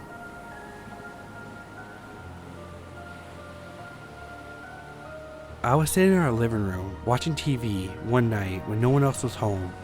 In the kitchen, we have a refrigerator that has dual doors to open and a lot of decorations all over it, including a small magnet chime thing. I'm sitting there when I hear the chimes ringing slightly, so I mute the TV and listen, thinking maybe my family member was home. Nothing happened, so I turned the volume back up and kept watching TV. A minute later, I hear the sound of someone sneezing in our kitchen, and it didn't sound like any of my family members. I tense up and thought someone had broken into my home. I'm shaking at this point, and am being quiet and listening. A few moments go by and I hear the refrigerator door open and then slam shut so hard that I could hear the glass jars rattling. I ran to the kitchen, ready to whoop someone's ass, and there was nothing. I told my family about it, and they just said I was paranoid, but we've had guests come over to the house and say it feels weird in there.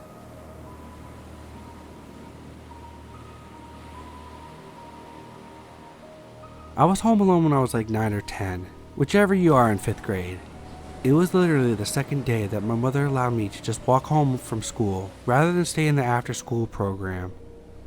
The phone rings. Voice on the other end asks for David. I tell them sorry, wrong number. As a weird but relevant aside, we got consistent wrong numbers when I was a kid because our home phone line was 1 digit off from H&R Block, the tax prep service. So I had developed a sort of standard cadence to wrong number calls. It almost went, "H&R Block? Sorry, wrong number. Oh, I'm sorry." That's okay. So I'm on the line, waiting for him to say, "Oh, I'm sorry." Instead, he starts yelling at me, saying that he needs to speak to David, and he knows that David's there. I tell him that I have 2 Uncle Davids, but neither of them are there. The guy starts cursing and ranting in what, in hindsight, was pretty clearly driven by meth. So I'm already pretty spooked, having never really encountered a full crazy person in my life. And then he starts describing my house. He starts telling me that it's white with brick pillars on the green porch, red doors, and there's a white dog in the backyard. He concludes the call with, "I know you're lying, and I'm gonna come get your ass." In the next 30 seconds, I rush to get a knife from the kitchen, call my mom, and look frantically out the front of the house. Then there's banging, kicking at the door. I screamed at a pitch I didn't realize I could, and ran into the bathroom that had the only locking door, and stayed there till my mom got home. When I heard the garage open and my mom call out for me, I started sobbing and ran to her with the knife in hand. When I got older, I found out from my mom that Uncle David, the guy I was looking for, was a pretty bad drug addict for years, and that's why I hardly ever saw him. He probably gave someone he owed money to a bad address/number. Thanks, Uncle David.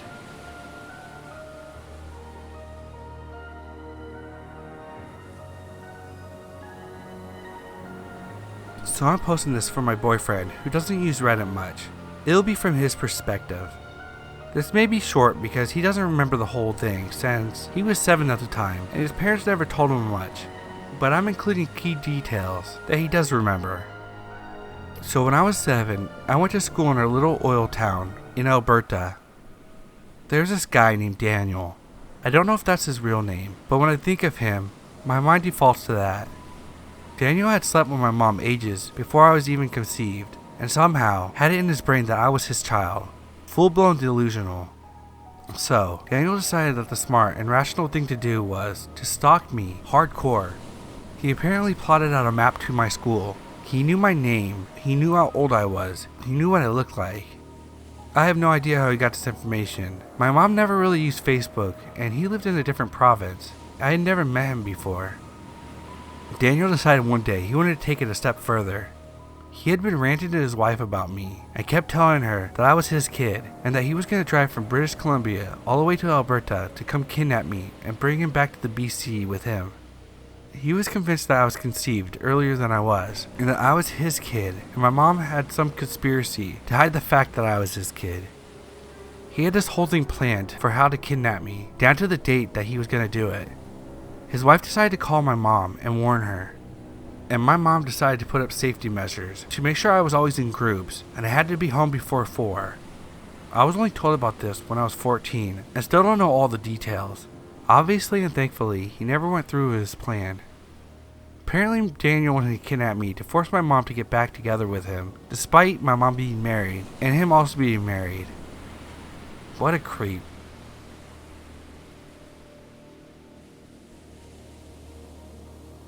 This happened earlier this week, and it still freaks me out. I work at a hotel in my town, and was driving my husband's truck into work as he was taking mine to the shop to get serviced. He has a very large truck, and I only drive it when I absolutely have to. When I pull into the side parking lot, I notice the entire lot is covered with snow, and there's no way to see the lines for the spots. So I began looking like a moron to try to park in what I hoped was a spot, backing up and moving forward several times. When I finally park, I get out and grab my backpack. Then I hear someone yelling at me from the sidewalk, from behind the parking lot. "Hey, you need to learn how to park." I'm embarrassed, but just close the truck, lock it, and begin walking into the front of the building.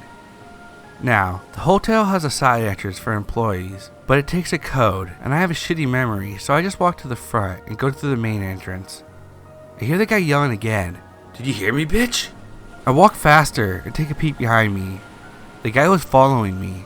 I keep walking but call back. "Please leave me alone. I need to get to work." Before I can reach the corner of the building and make my way into the entrance, the guy grabs my arm and spins me around. I will never forget what the guy looked like for as long as I live. He wore dark clothes with a torn up winter coat. His eyes were bloodshot and he smelled like a combination of cigarettes and whiskey. I guessed he must have been drunk, but he didn't slur when he was speaking. "You're coming with me." The guy began dragging me back to the truck, and I pulled my arm away from him. "Let go of me." "Give me the keys. We're taking a drive." I began to yell for help, and the grip on my arm got tighter. I'm a 26-year-old woman, not skinny, but a lot smaller than this guy. He was dragging me easily, and the snow on the ground just made my feet slide. "Somebody help, please." No one was near us, and I kept fighting to get away from this guy. I prayed that there would be a guest that could possibly hear me. But it is our slow season, so most likely there was no one in the rooms that are on the side of the building. The guy turns back to glare at me. "Shut the fuck up and give me the keys." Now, I was carrying my backpack on one shoulder, as it was big and bulky for my uniform and shoes. I quickly slipped the strap down my arm, grabbed it, and swung it right at his face. The guy let go of me and I just ran for my life to the front doors. I heard the guy screaming, but I ignored him. I was too scared to look back at him. I ran inside all the way to the employee locker rooms. When I was finally calmed down enough, I went to the front desk to talk to security. Sadly, there were no cameras on that side of the building, so nothing was recorded. They called the cops and I made a report. The cops informed the general manager of the hotel that they needed to seriously consider security cameras on that side of the building, as drunks and drunkies were known to be in that area, and there was a bar just a couple streets down. They got the description of the guy and said that they would keep an eye out for him. The general manager apologized like crazy about the incident, but I told him it wasn't his fault. He's a really good guy. I did ask the security guard to follow me out so I could check on the truck. Thankfully, it was fine. The security guard promised to make more rounds outside, especially early in the morning.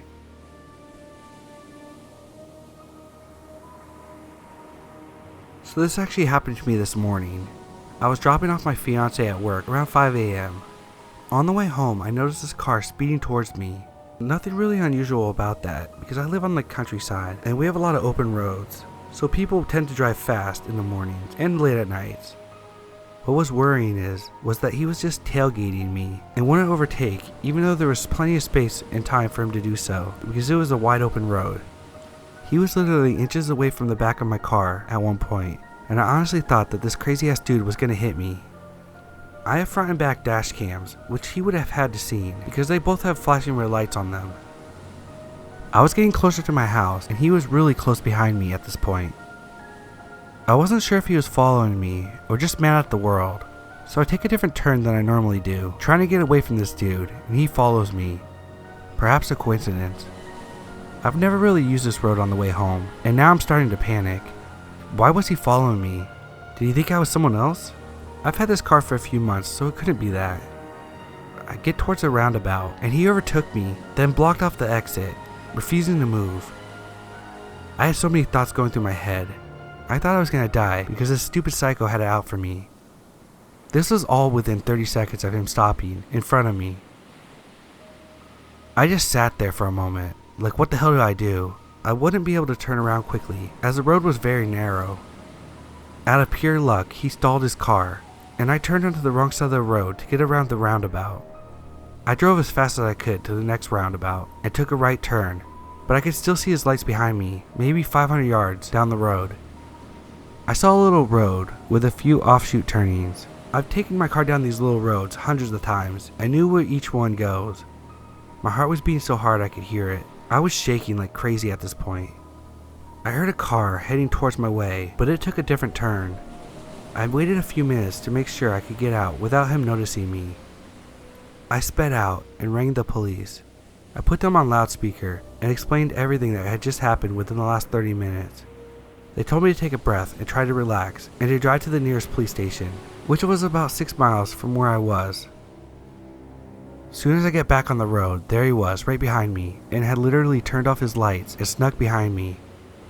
I'm crying on the phone to this woman, saying he's right there, and I was scared that he was going to hit me or something.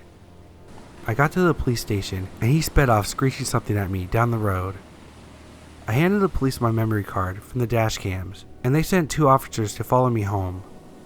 I put my car in the garage, then honestly sat there crying, furious at what just happened. I take my fiance to work 4 days a week, and I have to pick him up again in a few hours, and I'm terrified I'm going to see that car again.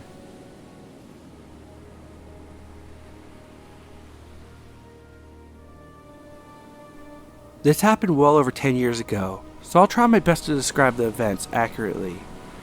One of my childhood homes had a balcony that was attached to both my mother's bedroom and mine via a big double glass door in each of our rooms. Next to the balcony were 2 trees. One I would often climb up and down from my balcony. This balcony faced out towards the street. One night when I was 13, my brother and mother weren't home. I was reading in bed with a very dim reading light. I heard what sounded like something moving in one of the trees outside, but it didn't worry me because possum and bats are common in our area. Now, I had thin curtains on the glass doors that separate my room and the balcony. As I mentioned previously, the doors face out towards the street, where the street lamp light was always visible through my curtains. Shortly after hearing the rustling noises from the tree, I see a shadow slowly move past my doors, at which point I immediately turn off my reading light and freeze like a deer in headlights. The shadow was tall, so it wasn't one of our neighborhood kids that I'm friends with, and it wasn't my mother, which is 5 feet tall. The person moved slowly, creeping as if they were trying not to be noticed. They wouldn't likely be able to see into my room, but I could see them thanks to the streetlights behind them, creating a dark silhouette. They moved past my doors and out of sight. I sat there, unable to move or even think about what to do, other than being absolutely still. That is until I heard another sound, the sound of someone trying to open the glass door, my mom's doors, to the balcony. I didn't know if she had locked them or not, and I wasn't taking any chances. I moved as quickly and as silently as I could to my bedroom door and locked it. I listened for what the person was doing now. They were still jiggling the glass door handle, but it sounded like the doors weren't opening. I felt relief. This person couldn't get in, surely. All I had to do was wait for them to realize that, and then they would leave, right? Well, I heard light footsteps moving back along the balcony to my set of glass doors, until I saw his shadow stop directly in front of them. Again, I froze. He couldn't see me. He couldn't know that I see him. I saw the shadow of a hand reach up to the door handle, and my heart stopped.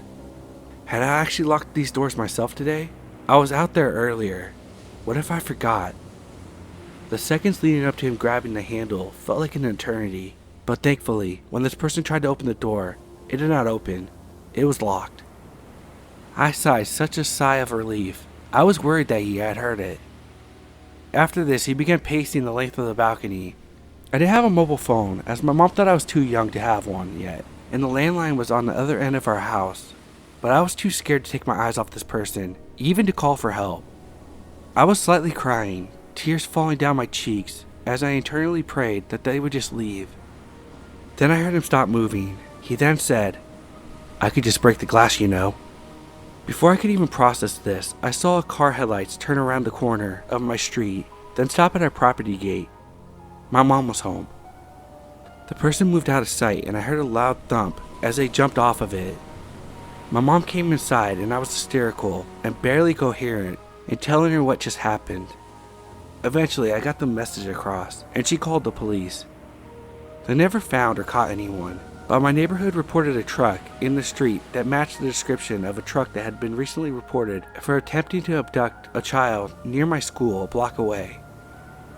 Since I walked a short distance daily, the police suspected that he followed me or saw where I lived and waited for me to be home alone.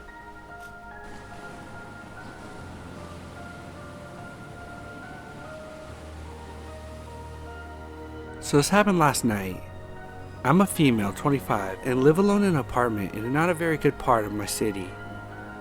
I was laying in bed watching Criminal Minds when the phone to the door to my apartment complex rang. It's a locked door, so visitors have to be let in. So it rang 4 or 5 times, and I wasn't expecting anyone. It was about 10 p.m., so I didn't open the door or answer the phone. I called my mom and told her I felt a bit scared. I have a history of abusive relationships and have been diagnosed with PTSD. My mom told me that it was probably just a neighbor who forgot their key or something. Then I heard the elevator come up, so I went to go look through the peephole in my door. I saw a man in dark clothes and a hoodie get out of the elevator and walk towards my door. I freaked out and told my mom, who was still on the phone with me. She told me to step away from the door, so I went to my bedroom. That was when the man started pulling on the door handle and then proceeded to pound on my door. I was really freaking out at this point, whispering to my mom what was happening. She told me to go lock myself in the bathroom while she called the police on my sister's phone. The police told my mom to tell me to mute my phone and hang up the call with her so they could call me. I did, and they called and told me to stay locked in the bathroom and to be quiet. At that same time, I could still hear the man trying to get in. The woman told me that they had a police on patrol only a couple minutes away. I was in full panic at that moment. After what felt like forever, the woman on the phone told me that 2 police officers were outside my door, so I had to get out of the bathroom and open the door for them. I was crying and hyperventilating when they entered. One of the officers stayed in my apartment for a while when the other searched the building. They never found the man, so here I am today, still freaking out of not knowing who the man was or what he wanted.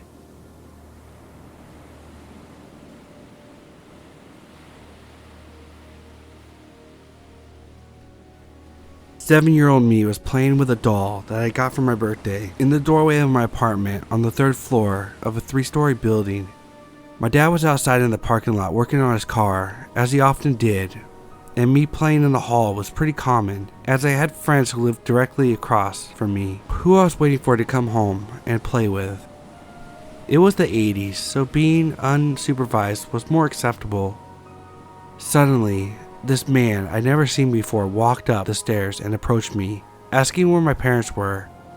I told him my dad was outside in the parking lot and my mom was at work. I assumed he was a friend of my sister's who was in her 20s, as he looked the same age. He said he couldn't just leave me alone and picked me up and threw me over his shoulder. I figured he was overreacting and taking me to my dad, but he made his way to the opposite door from the parking lot towards the side street where his car was. Just then, my dad turned the corner, as he just happened to have gone over to the other side to secretly smoke a joint, and asked the guy what was going on. The guy put me down and said something about thinking I needed help, and took off. My dad, being stoned, didn't really react beyond "what the fuck, okay." Kidnapping attempt foiled. My sister didn't know him, and she was living with her boyfriend in another city.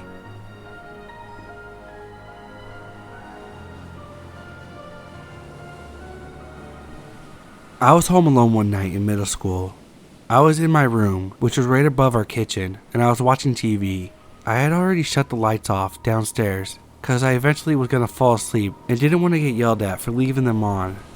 So I'm laying there in my bed, and the family dog, a Chesapeake Bay Retriever, was laying next to me when I hear the cabinet doors open and shut. It wasn't like they all opened at once and then shut. It was more like one shut after another for a few seconds. I froze and looked at my dog, who at this point was an old lady. She was perked up and looked at me. I peeked outside the window that overlooks the driveway and didn't see anything.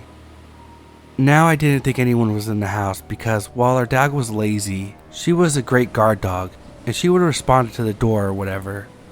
So after a few seconds, the dog gets up and starts moving towards the stairs, and I decided to fully follow, confident that if anyone was down there, she would scare them.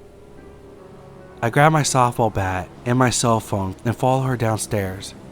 As we come downstairs, I notice the lights are on in the kitchen, and I dial 911 because I know I shut the lights off prior to going upstairs. When we get to the kitchen, the cabinet doors were all open, which was obviously not how I left it. That's when I noticed that the door was still locked, so I thought whoever did this was still in the house. So I quickly ran upstairs to my parents' closet and called my parents and told them what's up. They came home and obviously didn't find any trace of anyone being in the house. We still don't know why the lights were on and the cabinet doors were open, but we did have some other paranormal-like occurrences happen around that time, so we chalked it up to a household ghost.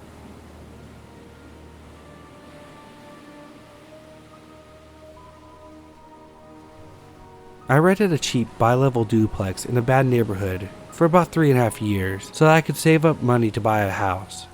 First thing I did after unpacking from moving in was bolster the security. I changed the deadbolt on the front door and installed a locking doorknob in place of the crusty non-locking one that was there. All the windows were old, shitty aluminum slider style windows with horrible locks, and the back door was a patio door going straight onto the deck. So I bought some hardwood, 1x4s and 2x4s, and cut pieces to put in the windows and door tracks so that any potential intruders would have to break the window rather than simply opening them to gain entry. I'm convinced that the past tenant was a drug dealer. In the first 6 months, I had 4 separate instances of tweakers knocking on my door looking for Sam. A couple of tweakers stepped off when I told them that nobody named Sam lived there. 2 others got worked up, asked where Sam had gone and where was he living, which I responded that I rented this place and had no idea who Sam is. After being visited by these tweakers, I doubled my efforts to ensure that all doors were locked at all times. I still forgot to lock the door once in a while, and had a very creepy experience one night after forgetting to lock it. I was in the middle of cooking dinner one dark evening and went to the washroom. After washing my hands, I exited the washroom and came back into the kitchen to see a middle-aged Asian man dressed in all black coming up the stairs from the entrance into my kitchen. "Who the hell are you?" I asked, startling him. He said he was there to fix the toilet. I was sure I was gonna die, but figured I ought to talk to the guy for a few seconds before lunging for a kitchen knife and trying to fight for my life. The guy explained that the landlord, Gary, had sent him to fix the toilet. I told him that Gary wasn't my landlord and my toilet was working fine.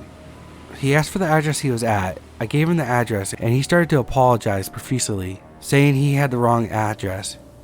He backed down the stairs cautiously, put his boots on, and sheepishly left the duplex.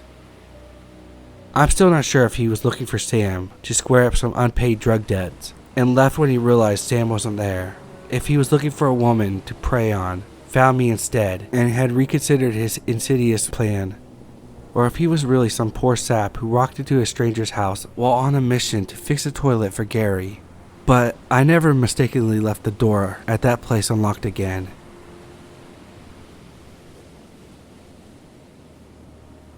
When I was in high school, I knew my parents' divorce was imminent. My mom was cheating on my dad, and my dad was cheating on my mom. I did everything I could to prevent my parents from divorcing, but I knew it was a lost cause. My mother had been planning on leaving him for a long time, and eventually served him on my 17th birthday. They agreed to live under the same roof until I was out of high school, so I wouldn't have to stress having two homes. When I was a little over 18, my mom had been consistently conversating with a new man on multiple dating apps. She even got an app that I was known to use called Kick Messenger. She fell asleep with the app open one night, and I seen that she was messaging a man. I'm not going to use his name due to privacy concerns. I ignored it, but I knew the name and seen his face multiple times on her cell phone. Fast forward maybe 2 months, my dad and I were just spending some time together and wanted to go somewhere to eat. His friend called him up that night. My dad has been known to be a social drinker who frequented local bars. He had many good friends that were bartenders and fellow social drinkers. His friend was at the local bar and met a man named AJ who was looking for my father, by name, in order to buy a vehicle. My dad was a car sales manager. So we stopped by the bar that night because we just thought we would eat there. The bar isn't really shabby or the typical bar most people would think of. We lived in a small town, and the bar was on the lake, and people could rent lots and put campers on it. It was more like a club lodge. This man introduced himself as AJ. However, I recognized him immediately as the man that my mother had been conversating online with. I didn't say anything to my dad at first. I for sure just thought that he looked similar, and that I was overreacting. That was until he called me by my full name, without anyone introducing him to me, or even saying my name. He knew my first, middle, and last name. He also came up to me to greet me at the table I was sitting at. He tried getting me to open lotto tickets for him, and was rubbing against me and trying to touch my inner thighs. I was kind of frozen and didn't know what to do. He eventually left me alone when he saw people staring at him. I did what I needed to do. I searched his full name on Google and Facebook, and that's when I found out that he was a registered sex offender, ex-con in a bordering state. I looked repeatedly from AJ to the man on my phone screen, and there was no doubt he was the same dude. He only lived about 30 minutes away from my own home. I pulled my dad to the side, told him that his man was not who he said he was. I showed him the picture and the information I found. I ran to the bathroom crying because I knew something bad was happening. He lied about his name, knowing me and my father's name, and knowing where my father worked. After hearing this info, my dad refused to go outside with AJ.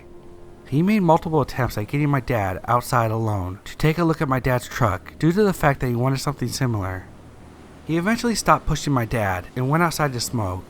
The manager of the bar immediately locked the doors and locked him outside, refusing to let him back in. Everyone in the bar, most of them were close friends with my dad, had seen how suspicious he was acting, and many had seen him rubbing up against me. The manager called the cops to report him. It didn't take long for him to figure out that he had been caught, and he attempted to leave the bar and drive away. My dad followed him up the road, trying to make sure he didn't get away. However, he was plastered enough and ended up crashing into a snowbank just up the road from the bar. He was caught by the police and charged with a DWI. He was jailed just 5 minutes up the road from my home. I did not sleep good that night, and sleep was bad for about a month. If he knew my family as well as he seemed to, he probably knew where I lived. He was bailed out only 2 days after the incident. His vehicle had been found with duct tape, drugs, rope, a crowbar, and other materials in it when they impounded his car. He was also charged with violating his probation.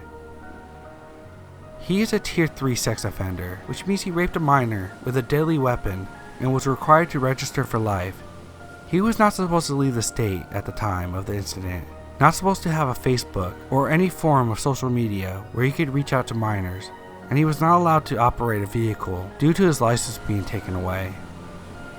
I ended up pressing charges for sexual harassment as well as getting a restraining order against him. I also found out later through phone records that the police had been tracking his phone and that he had driven past my home more than 20 times in the week leading up to the incident. He had also been to my dad's job and my school multiple times throughout a period of 6 months. He had been following both of us for a long time. I never experienced something so crazy in my life. I live in a completely different state, thousands of miles away now, thank God, but my family is still in the state where the incident happened. He has yet to be charged or arrested for the harassment stalking charges, and probably never will, seeing as he knows if he comes back to the state, he can be arrested because he has a warrant. Since then, I don't ever put my full name on social media. I only put my first name. I've become a very paranoid person when it comes to my full name and my address or other personal info. Please everyone, be careful who you talk to on online dating sites. You never know who's behind the screen or what their true intentions are. And if you do find someone you like, investigate, do your homework. I lived in a town with a population of 5,000 and I never once thought this kind of thing could happen to me, but it can.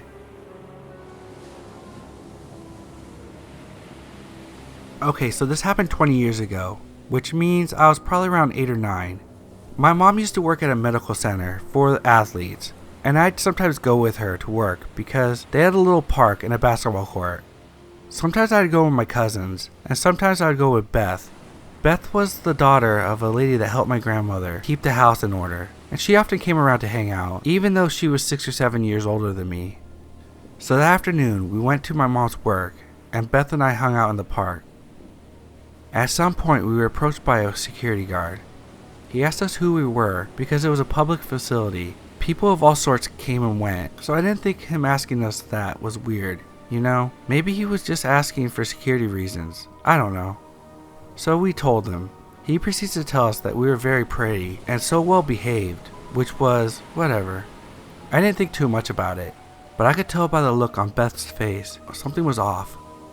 Probably noticing Beth was feeling uneasy, he started addressing me directly, telling me that he had some toys and games at his booth and that he would love to show them to me.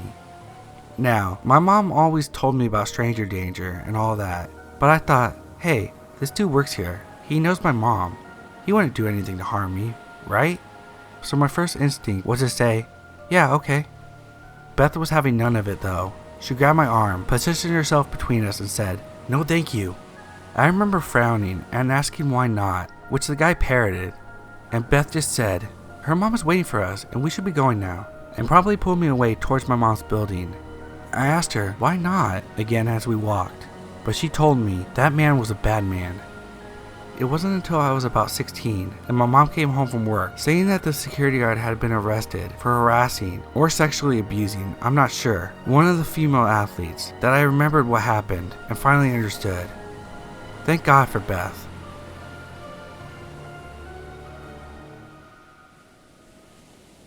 So for starters, I work overnights at a hotel in a seedy area.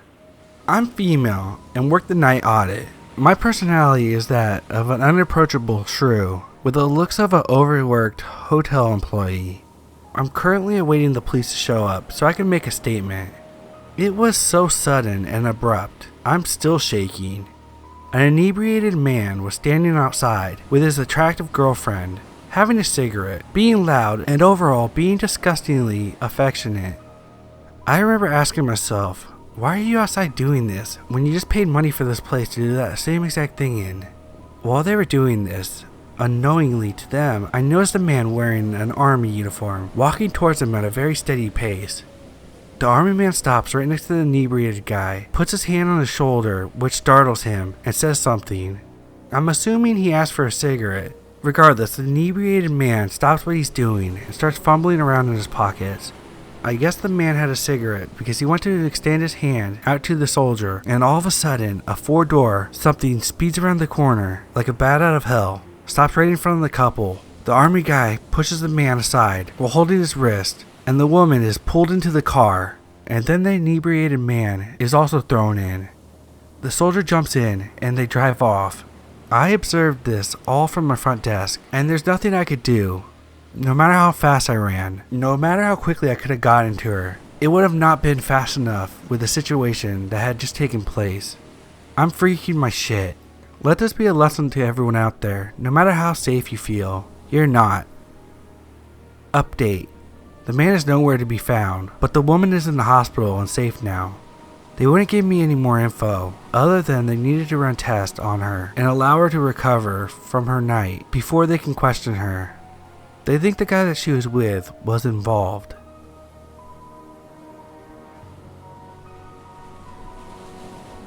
I don't know if it's just an East Coast thing, But in my little town, there's a twice the ice station. Basically, you can fill up water jugs and 5 gallons and get the ice bags for cheaper than you could get in the grocery store. I went out a few nights ago to get some water because who wants to be drinking tap water? My husband was home, and because I was kind of heavily pregnant, he insisted to go instead. I wish he would have. It was about 1 a.m., dark for miles in the middle of nowhere. As I get out of my car, I open the back seat to grab the gallon of jugs, and then I close the door. As soon as I do, a dark blue truck turned van pulls up perpendicular behind me, presumably so I couldn't get out if I decide to get back in my car. Alarm bells start going off when the side door opens and 2 quite large men step out. It's about a 20-foot distance between them and me, so I do the first thing I think of, pull out my phone. I answered a phone call from my husband, and answered with a, "Hey honey, yeah, I'm almost home." As soon as they see me answer, one of the guys says, "Shit," and they both get back in the car and peel out of the lot, tires squealing and all. I throw my unfilled jugs back into my car and lock the doors a million times more before I broke down and called my husband, for real this time. He told me to write down the make and model of the car, and we would go to the police station in the morning. About 2 days later, there's breaking news of a pregnant woman that went missing. She was abducted, and her father swore up and down that she wouldn't have just left. I know it was the men in the blue van. I've told the police all I know. I don't know if they targeted me because I was a woman all alone in the middle of nowhere, but deep down, I think they targeted me because I was pregnant, and I don't want to think about what would have happened to me and my baby. Update. I've been busy the last couple days and haven't had time to check developments. The woman was found safe and alive, and it was perhaps completely unrelated to my encounter. Still horrifying though.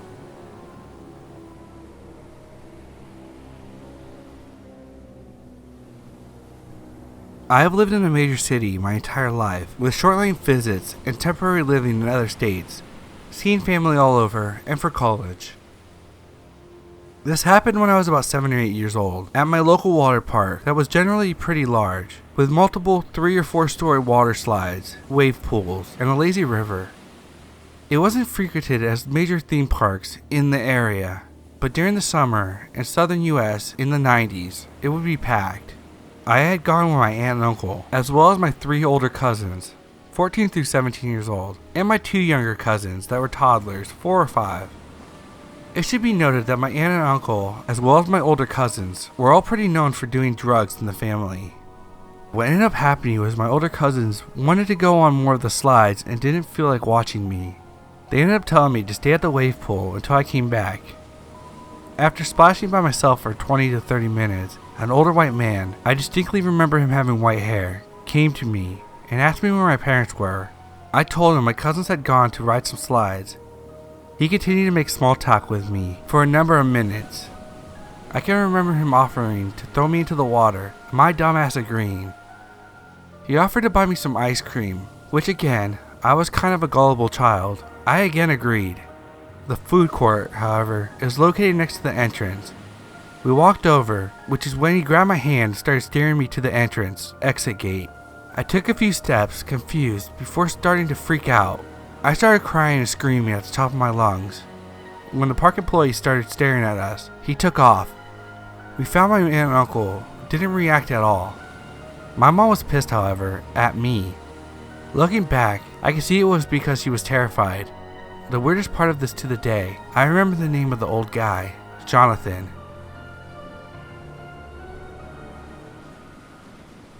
So this happened on Halloween, when I was about 11. My friend and I decided to go trick-or-treating. Yeah, we were a little old, but we wanted some free candy. I lived in a very nice neighborhood, one of those ones where they would give out full-size candy bars, so it wasn't unusual for a lot of people to come there to trick-or-treat. However, that also meant that there was about an acre of front yard for each house, so it took about 3 minutes to walk between each store. It was a good night for Halloween weather-wise. Not too chilly, not raining, or anything like that. This will be important later. So it was approaching 8:30, and after hanging around a golf course and appreciating our candy haul, we decided to start heading home and call it a night. The street I lived on was a gigantic U-shape, like a little over half a mile walk from the top of the U down the bend to the other side. We were walking towards the other end of the U, further from my house, as we wanted to take the long way home since it was such a nice night. It was about 9 p.m. now, so no one else was really out anymore, and people turned off their porch lights, the universal sign of no more trick-or-treaters. That's when we noticed a lone white van parked on the other side of the street. We made a joke how it looked like the stereotypical kidnap van with the painted windows. That's when we noticed it shift out of park and slowly creep down the street towards us and park at the next house. Oh, they must have kids trick-or-treating. It wasn't uncommon for people to drive their kids from house to house since they were spread so far out in the neighborhood. But given that it was 9 p.m. at night with nice weather, it struck us as a bit odd. We checked every few minutes and it seemed like it was just stopping from house to house like normal. We turned around again and kept walking at a leisurely pace, gossiping and whatnot. That's when we heard the van squeal as it moved further down the hill and parked again, this time only about 2 houses away from us on the opposite side of the street.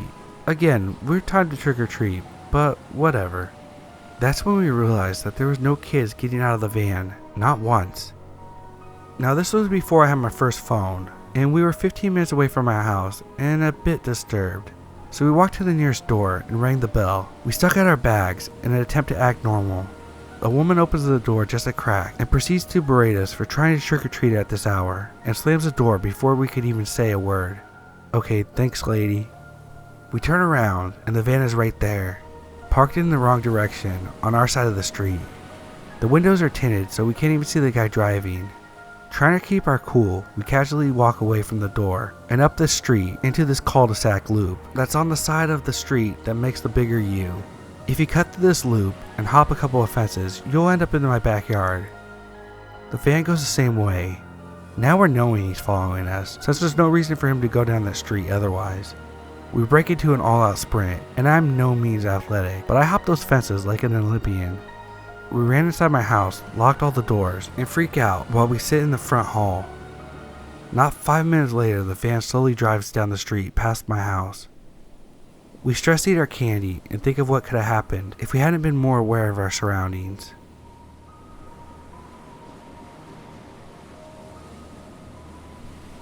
So, some context. I've never really been in a long-term relationship. I've dated a girl a bit, but I haven't dated a guy. I'm bi, and I've never slept with either a girl or a guy. I'm a 20-year-old female. This story, like anyone else my age, I started swiping on Tinder to try to put myself out there. I like to think I'm not naive and pretty intuitive about people, but I wasn't perceptive about this guy at all. Jake and I swiped and matched each other 2 days ago.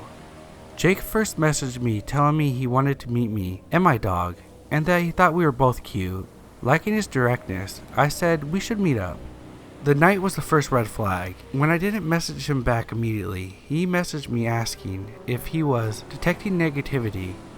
Chalking it up to nervousness, I apologized and explained why I didn't answer, and all was good. We planned to meet up last night at the bar. Flag number 2 was waved when I arrived at the bar.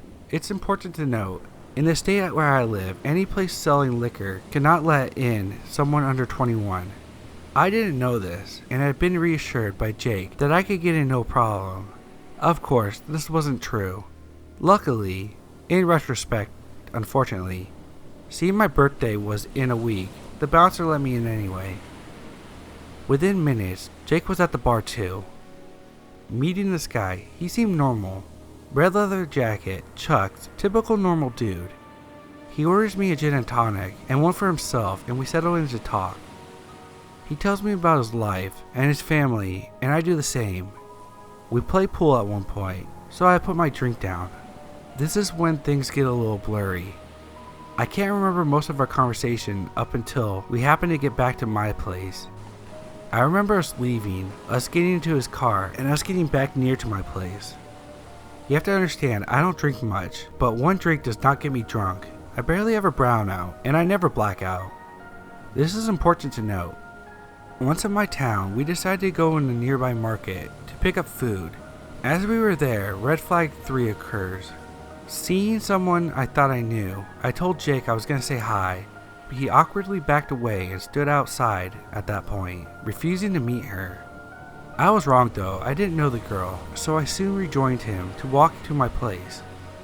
As we open the door to my place, my roommate Mandy opens the door. We say hi, talking a little, and she mentions that she's gonna take a shower. Jake at this point creepily makes a "oh" sound. Mandy is also a little tipsy at this point and mentions some guy she wants to have sex with. No biggie, it's the way she rolls. But after his expression and the realization of how tired I was, I say he should go. He does, with no attempt at any physical contact. This is where the story should end, but it doesn't. Within a few minutes, dude blows up my phone with messages saying he is more open-minded, like my roommate, calling me boring, implying that I'm not attracted to guys, saying that he felt no chemistry, and hoped we would have cuddled. I show my roommate, who gasped, me not getting the full meaning of the open-minded comment, since I was kind of out of it. I ask her why she's so shocked. Finally I get it. He's implying that he wants to sleep with her. That he is more open to sex than I am. Creepy. So creepy. At this point I'm freaking out. Slowly I realize how I'm acting and feeling, putting together how one drink shouldn't make me feel this way. I realized I might have been drugged. Mandy and I go to the local police, and we report it. I decided not to get tested.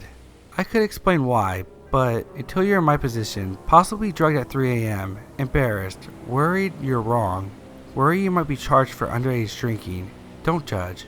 It's a lot harder than it looks to go through the whole process. Anyway, the story ends. I'm terrified because he knows where I live, and with me sleeping off whatever's in my body.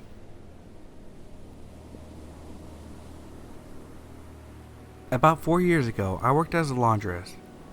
I worked 5 a.m. to 5 p.m. and would often work alone.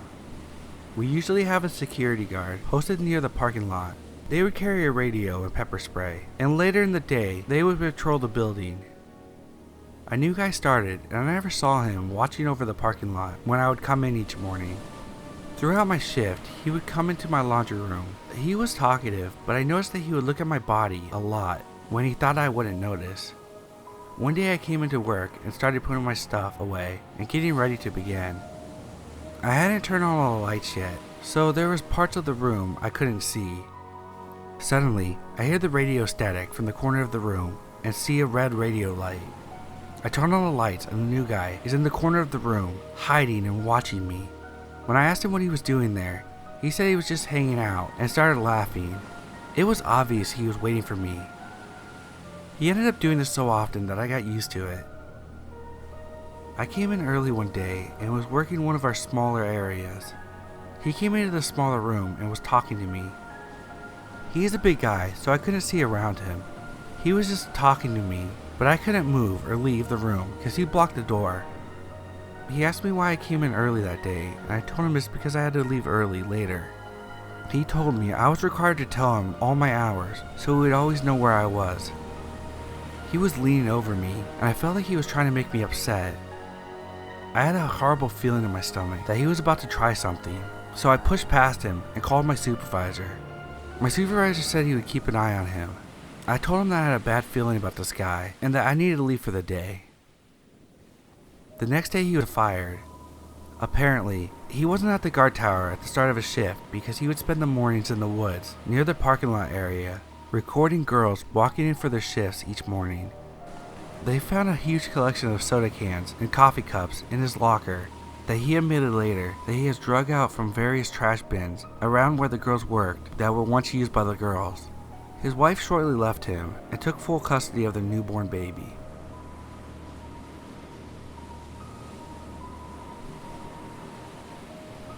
I hope you will seek kindness in retort of my words through the ordeal that has taken me over 6 years to pull the plug and say fuck this shit. First off, let me introduce myself. I am M.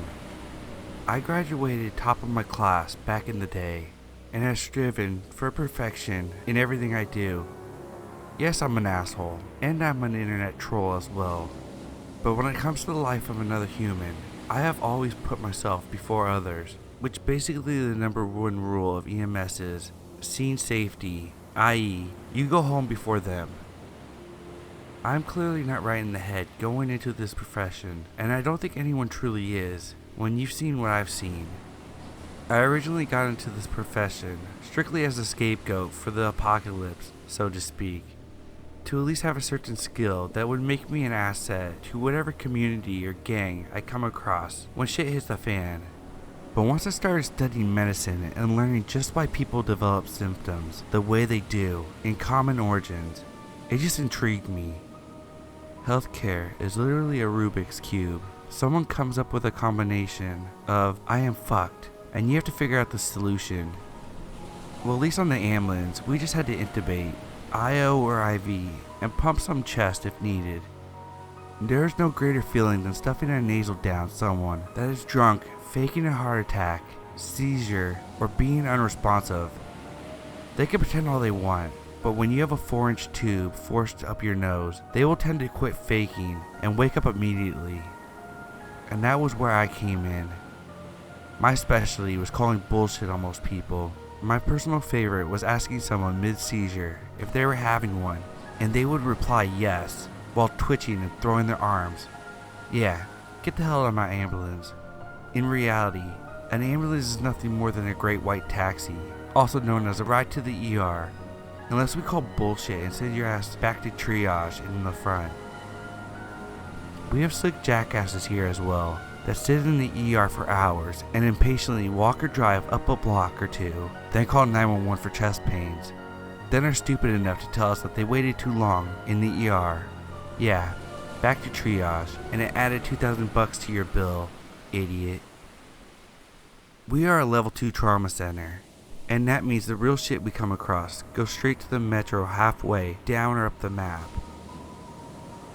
I live in a city with a population of 30,000, 100,000 workforce during the day, and 80% of our nights are mostly routine, taking me mob back to the nursing home or transporting to dialysis. But once in the blue moon or so, we get called to some actual grit your teeth trauma shit. You know, the entire reason we went to school in the first place. I kid you not, we get our fair share of bullshit calls like Medic 31, response code 3 to 456 Fucktard Drive for a possible Sasquatch attack. Dude was drunk, methed out, and got bitten by his dog. Or Medic 52, respond to 123 Hillbilly Lane for a possible demon possession. A 16-year-old female drunk and high came in after her curfew with Catholic parents. So as you see, we always get a form of entertainment each night, just in different ways. I even got a call out for SWAT because a woman couldn't open her tub of cream. No kidding, the RX cream where you have to unscrew and flip and screw back in with a punctured top.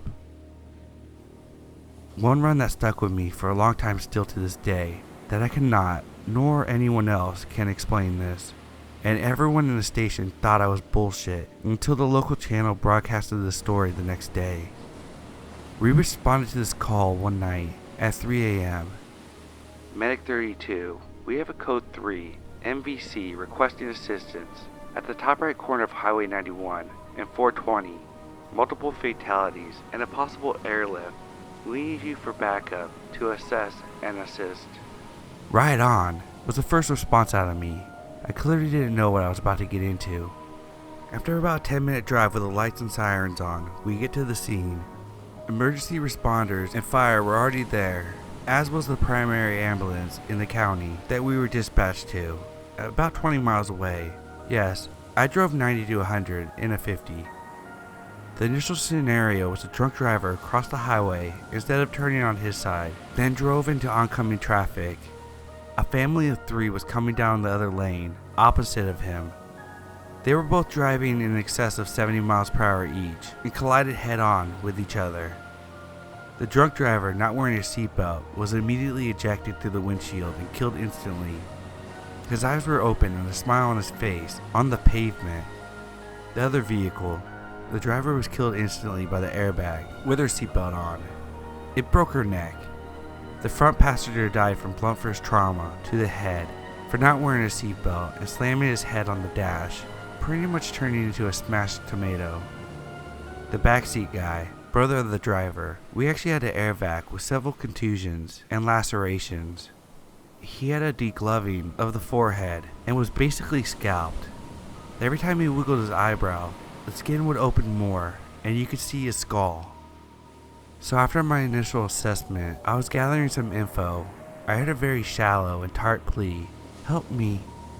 So after we extracted the dead female, the only one actually wearing a seatbelt, which it was obviously she died from a broken neck, hitting the airbag so hard, or the whiplash afterwards, because airbags kill you deader than shit. I turned my ears to the sound of the plea. It was coming from the back seat. While the EMRs were bagging and tagging the female, I investigated. It was a little girl, maybe 8 years old, laying on the floorboards of the vehicle. Apparently, she wasn't wearing a seatbelt and was reaching down for a Bible right before they ran into each other.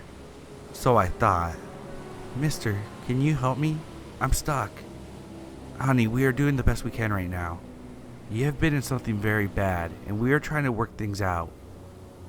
"Is that your daddy up there in the front?" "No, that's Larry, Mommy's husband.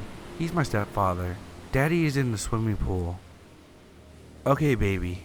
We are gonna get you what you need to get out. Are you hurting anywhere?" "Yes, sir. My arm and my bottom, and I can't really breathe." She then started to cry. "Okay, sugar, I need you to calm down for me right now. We are gonna get you out, but can you tell me your name and the last game you played today?" This was an awareness check. "Yes, my name is Gina. We played hide and seek today. I hid in the swimming pool and Daddy found me." "Okay, sweetie, we're gonna take you to the hospital to get you checked out." "Is that your mommy in front?" "Yes." "Is she still here?" "She is still here, but I need you to stay calm, okay?" "Okay, I guess I'll see her later then." "Okay, Peanut, I'm gonna try to get you some help, and we're gonna get something to put around your neck so it doesn't get hurt anymore." "Okay, thank you, mister. I will see you soon." At that moment, I frantically ran to the ambulance and the EMRs, yelling, "Oh my fucking god, there's a little girl on the floorboards of the back seat that we missed. I need a C-spine now." They looked at me like I was stupid. "Dude, you gotta come. I need help, now." My partner quietly told me, "Dude, there are only 3 people in the vehicle. It's been cleared. Fucking chill." "Bullshit, I just talked to her. She's laying on the floorboards." "Bro, you've been up too long, man. Get in the bus and let us handle the rest. I got this." "But there was a fucking girl. Let us handle this." So I got back in and ended up transporting. The third person that was gonna fly died from severe trauma and blood loss. And the very next day, the local news reported that an 8-year-old girl named Gina drowned in her backyard swimming pool. Her father also passed away when he found her and dove in to save her, but he got sucked into the bottom drain and drowned as well. To this day, I do not know what happened with this. Apparently, the family in the car were speeding to get to their daughter after they found out. The one thing that jacked me up the most about this is she said, "I will see you soon."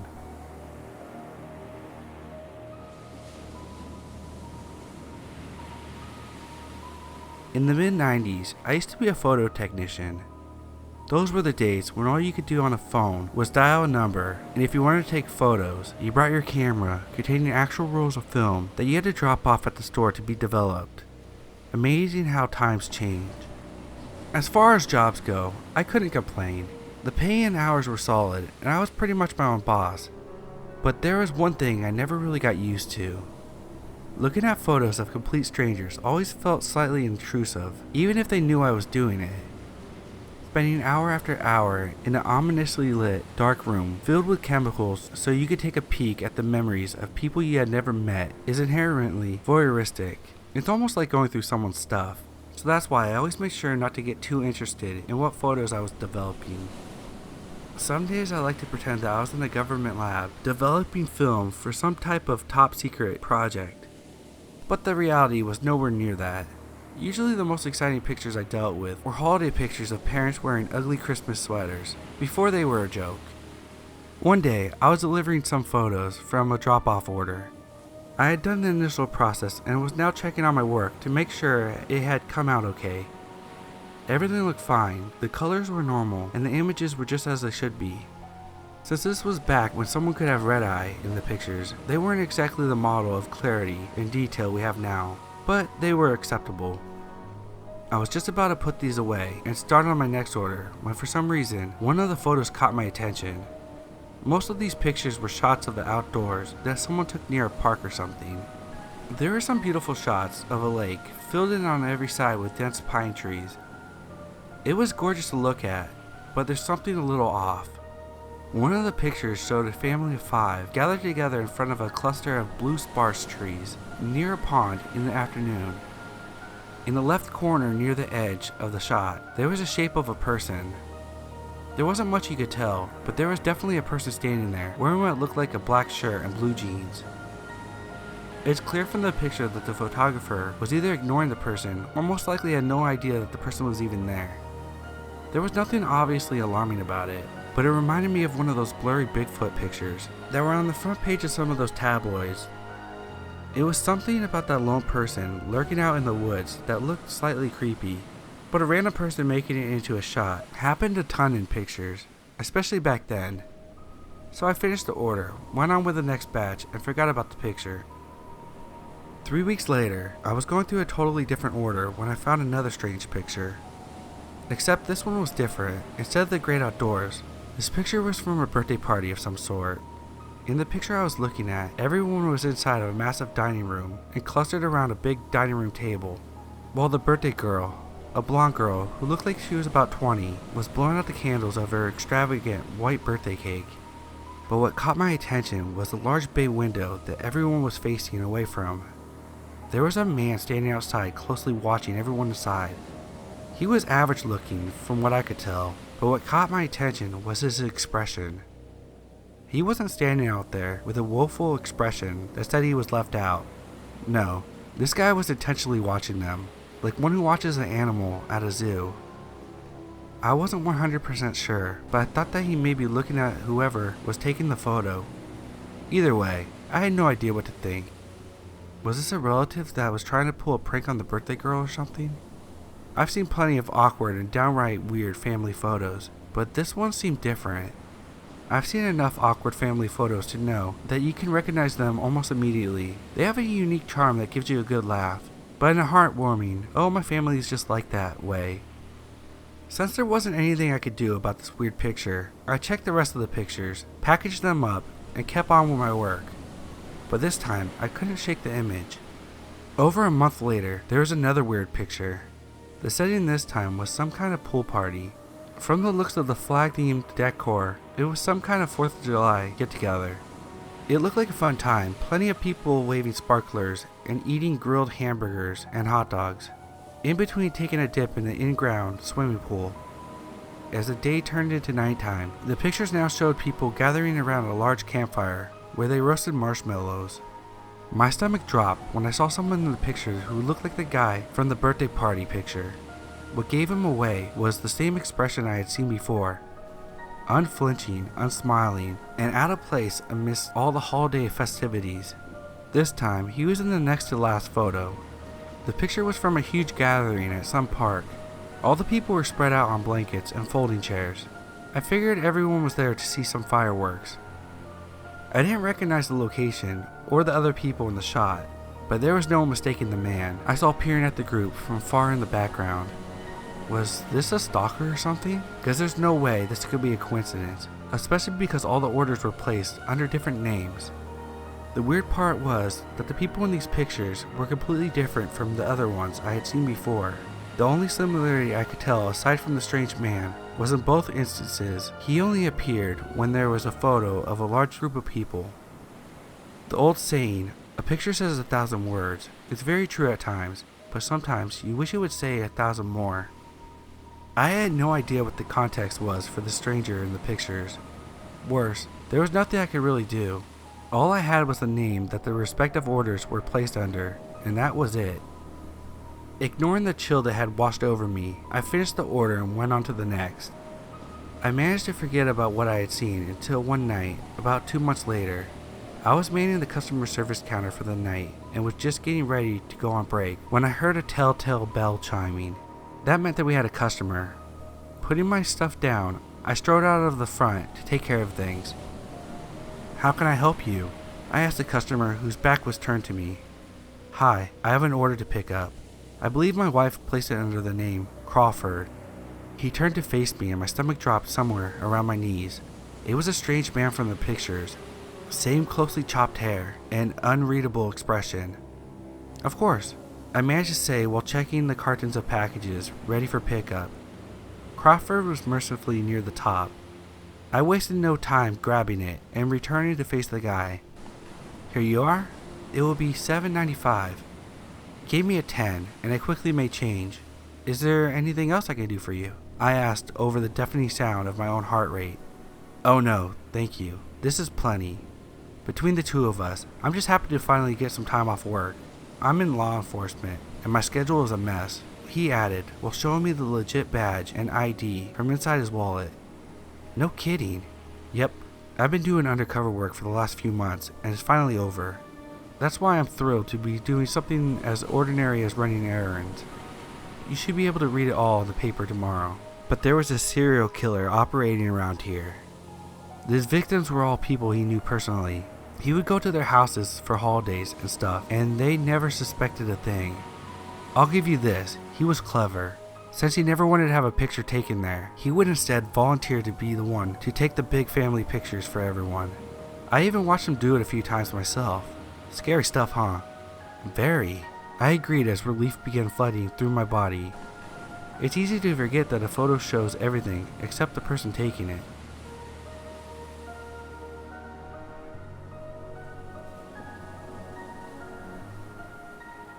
If I somehow manage to lose signal, please send help. I've tried outgoing calls hundreds of times. I'm not sure how long we've been gone. The data on my phone makes no sense. GPS isn't working and our maps don't seem to align. I'm not sure how long I've been driving or how much longer I could keep it up. Search and rescue should have been looking for us a long time ago. Our families would have sent help. There is no dirt road that can go this long without any signs of life. Something is wrong. Very, very wrong. Update.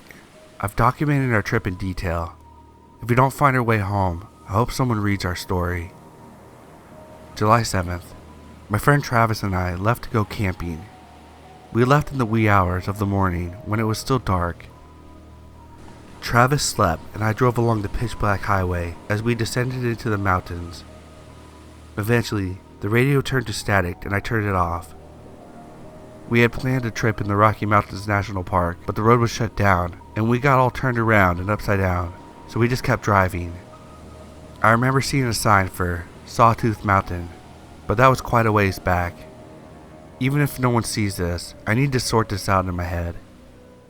We drove in the dark slowly along the dirt roads, looking for a good place to hike around and set up camp. We spotted a small trail inlet with a camping permitted sign, so we pulled over, parked our car and marked our spot on the GPS, and grabbed our camping supplies. We hiked a few hours or so until we reached a secluded area in the woods near a small lake. We spent the afternoon setting up camp and gathering firewood, also hiking around a bit to become familiar with our surroundings. The day passed quickly and the dusk descended on us. Travis and I watched the sunset, sitting around a fire, and passed a bottle of Buffalo Trace back and forth. The moon was completely full that night, shining across the lake. Only a few clouds in the sky, and there were so many stars that the sky looked fake. It was the kind of quiet you never get in the city, no matter what hour. We hadn't seen nor heard anyone come and go from our camp area all evening, or on the hiking trail for that matter. As the night went on, we heard a strange distant noise that night that immediately sent us into high alert. It sounded like someone was clearing their throat through static playing on an old radio, but in a chittering noise that an animal would make. We both looked at each other. What the fuck was that? It made us both woozy and changed the mood immediately. The noise in the distance quieted down. Maybe we've had a little too much bourbon, Travis told me with an uneasy look. We calmed down and pretty much forgot about the noise. We decided to get some rest. We eventually dozed off, but I'm not sure I truly ever fell asleep. I kept waking up to images of dark figures watching me in the woods. July 8th. I woke up to Travis yelling outside the tent. "John, get out here." I could tell something was wrong by the tone in his voice. I climbed out of the tent and saw Travis standing there, looking up into the trees. I followed his gaze and saw our packs hanging in the tree branches, about 40 feet in the air. What the fuck could have done this? We stared at each other, uneasy and frightened. Something was not right, but the prospect of someone doing this while we were passed out didn't make much sense. And how would someone even do that? It would have made a lot of noise that I would have heard while laying there half asleep. Had I fallen in a deeper sleep than I thought? And what kind of animal could possibly do something like that? We spent all afternoon trying to get our things down from the trees, throwing rocks, attempting to climb. Neither of us were interested in another night in the forest. By the time we knocked our packs free from the branches, it was already dusk and we still had a long hike, and we were too exhausted. We packed our things up and hiked our way back around the lake towards the main trail. We came across a little site that was protected perfectly, nestled up next to a rock wall, surrounded by a few large pine trees. We tried to brush off the strangeness from the morning. I had a pounding headache, and I thought perhaps dipping into the whiskey bottle would calm it down. We broke out our snacks, realizing that neither of us had eaten much. I still felt uneasy, but took small comfort in the fact that we had a gun and a camp axe. Night descended upon us once more, and we sat around the fire, but spent most of the time staring into the fire. Neither of us much in mood for conversation. Our moods had turned dark. I was stroking the fire with a camp stick that I had been whittling on, and before I could even look up, something in the distance behind Travis's shoulder sent a chill down my spine. I froze. I saw something moving in the tree lines along the lake. I squinted. Silhouette of a man, yet impossibly tall, looming, and the darkest black I've ever seen. It didn't move like a man. It appeared in one place, then the next, peeking out from behind the tree trunks, then ducking behind them.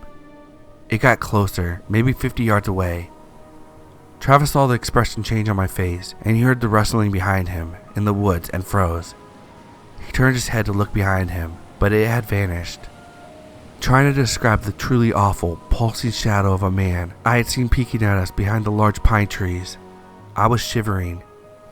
I was watching it, expecting it to appear before us at any second, and the feeling in the pit of my stomach, the feeling of pure dread, overwhelmed my entire body. My blood ran cold. I wanted to vomit. Travis saw the color drain out of my face. "Hand me my pack, I'll get the pistol out," he whispered, trying not to show any fear. We called out into the forest, trying our best to frighten whatever was out there. "Who's out there? We're armed. Show yourself now or we will shoot," Travis called out. Dead silence, but I could feel its presence. Travis cocked the pistol and walked carefully towards where the man had stood. "If you're out here, show yourself now.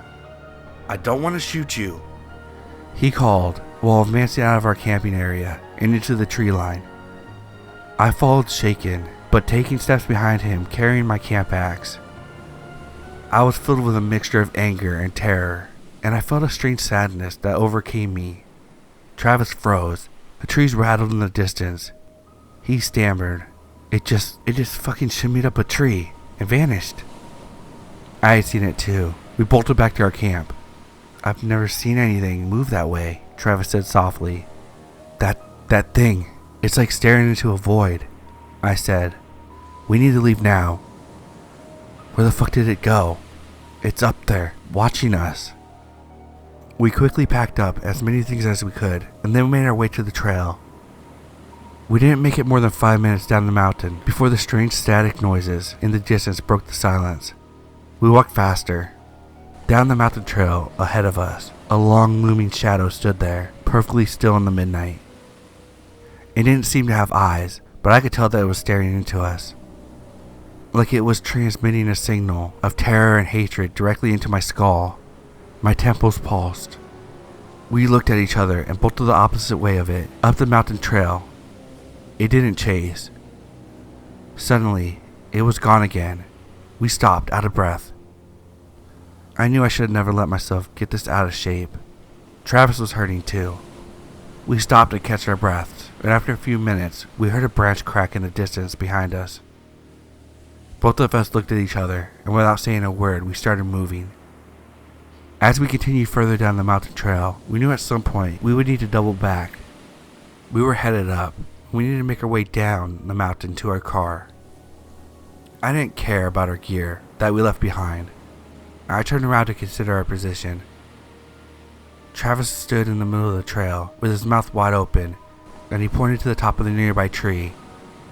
Standing on a branch towards the top of a 150-foot tree was an impossibly long shadow of a man. The edges of the shadow were blurry, buzzing almost with static. It hurt my eyes. The weight of the branches could not support anything of that size. It didn't make any sense. We stared back at it, frozen, unable to comprehend it or what to do next. I was tired of running. I took the axe out of my pack. After standing perfectly still, it suddenly moved from one treetop to another so quickly that it almost appeared to teleport. The trees were shaking a bit. It was now hovering right above us in the tree to our right. It made that awful, chittering static noise. Suddenly, the noises began to come from all the trees in all directions. It wasn't alone. We were surrounded, with shadows standing among the treetops, looking down on us. They pulsed and shifted into various shapes. My head pounded from looking at them directly. One smaller figure was perched on all fours, lowered to the ground, right in front of us. It looked like a giant black wolf. Trapped, we turned to bolt further up a small trail, one side of the drop-off with trees and the other side with a mountain wall, and ran maybe 100 feet around the bend. Around that curve, that trail abruptly ended ahead of us. The shadows descended upon us, a sharp cliff overlooking the entire valley below. We turned around. The shuddering, pulsing, vibrating shadows of various sizes stood there, on the trail and in the trees, perfectly still, blocking our way out. And then the noise began again. It was almost like they were chanting it, while someone turned the dial on an old radio. My entire head felt like it was going to explode. It was as if they were able to implant all the most horrible thoughts and feelings I've ever had into my head all at once. Feeling of self-loathing, hatred, loneliness, despair, anger. I wanted to throw myself off the edge of the cliff so badly. I could feel their intention. They wanted to witness our deaths. I turned and walked to the cliff's edge, looking down at the panoramic view below. I spotted a trailhead entrance 100 feet below and far off in the distance. Travis was right behind me. He shouted, "Jonathan, fight it! You're my best friend. You have a family." It broke me free from the barrage of terrible thoughts, and I stopped myself from doing a swan dive over. Travis stood there with a look of pure sadness on his face. I had a flash vision in my brain of Travis suddenly pulling out his gun, putting it to his temple and pulling the trigger, then falling backwards off the cliff. I shoved him hard away from the cliff's edge. The gun! The figures remained staring at us, unmoved. Their noises suddenly stopped. They didn't have mouths, but you could picture their horrible, twisting expressions. The hatred in their absence of eyes, pure darkness. Travis snapped out of his trance, grabbed the gun from his waist, and flipped off the safety, and fired several rounds directly at the perfectly still figures. They didn't move, not for at least a minute. They stayed perfectly still, pulsing, like they were staring into our souls. Then, almost at once, they vanished, tree branches cracking around us. Stunned, we immediately began to descend back down the mountain. As I passed through where the figure stood, my blood ran cold, like I was running through an ice cavern. We slowed our pace, out of breath, and from the corners of our eyes began to notice shadowy figures of all shapes and sizes, twisting and bending, pulsing in the trees all around us. I tried to ignore them, tried to pretend that they weren't there. They were jumping from tree to tree and clicking at that low guttural, throat-clearing static noise. But now it almost sounded excited, like they were celebrating. The noises grew louder and more intense, and all at once. The sadness, anger, and frustration wasted over my entire body, but I had to fight it. We ran down the trail for what felt like hours, occasionally stopping to hyperventilate. The shadow creatures had long disappeared, but the woods somehow looked stranger. Everything was a blur, and nothing seemed real, almost like a vivid painting. I could hear frantic static noises behind us, in the distance through the trees. I saw the trailhead entrance before us. We had finally reached it. I looked up, hundreds of feet above. I saw the cliff edge where we had stood in our standoff hours before. We fucking made it. We beat you. Suddenly I felt woozy again. I looked at Travis, who looked like he was trying to scream but couldn't. I froze. I saw the pulsating, shadow-like visions of our lifeless bodies splattered on the edge of the rocks, off the left of the trail, below the cliff. Organs leaking, inbred matter dripping across the rocks. We broke through those horrible visions and ran out the entrance of the trail. We felt victory as we saw our car, hopped in it, and hightailed it out of there. That feels so long ago now, and I'm so tired, so very, very tired. We have been looking for the paved road to signal we have made it out, or even a mountain house, a car, any signs of life. But it feels like we've been driving in circles over and over again. I turned on the radio, but you guessed it, static. I have no idea why this phone is still turned on. I haven't heard a word out of Travis since we escaped the mountains. Come to think of it, he hasn't spoken since right before I had the terrible vision of him killing himself. I hope someone sees this. Please send help.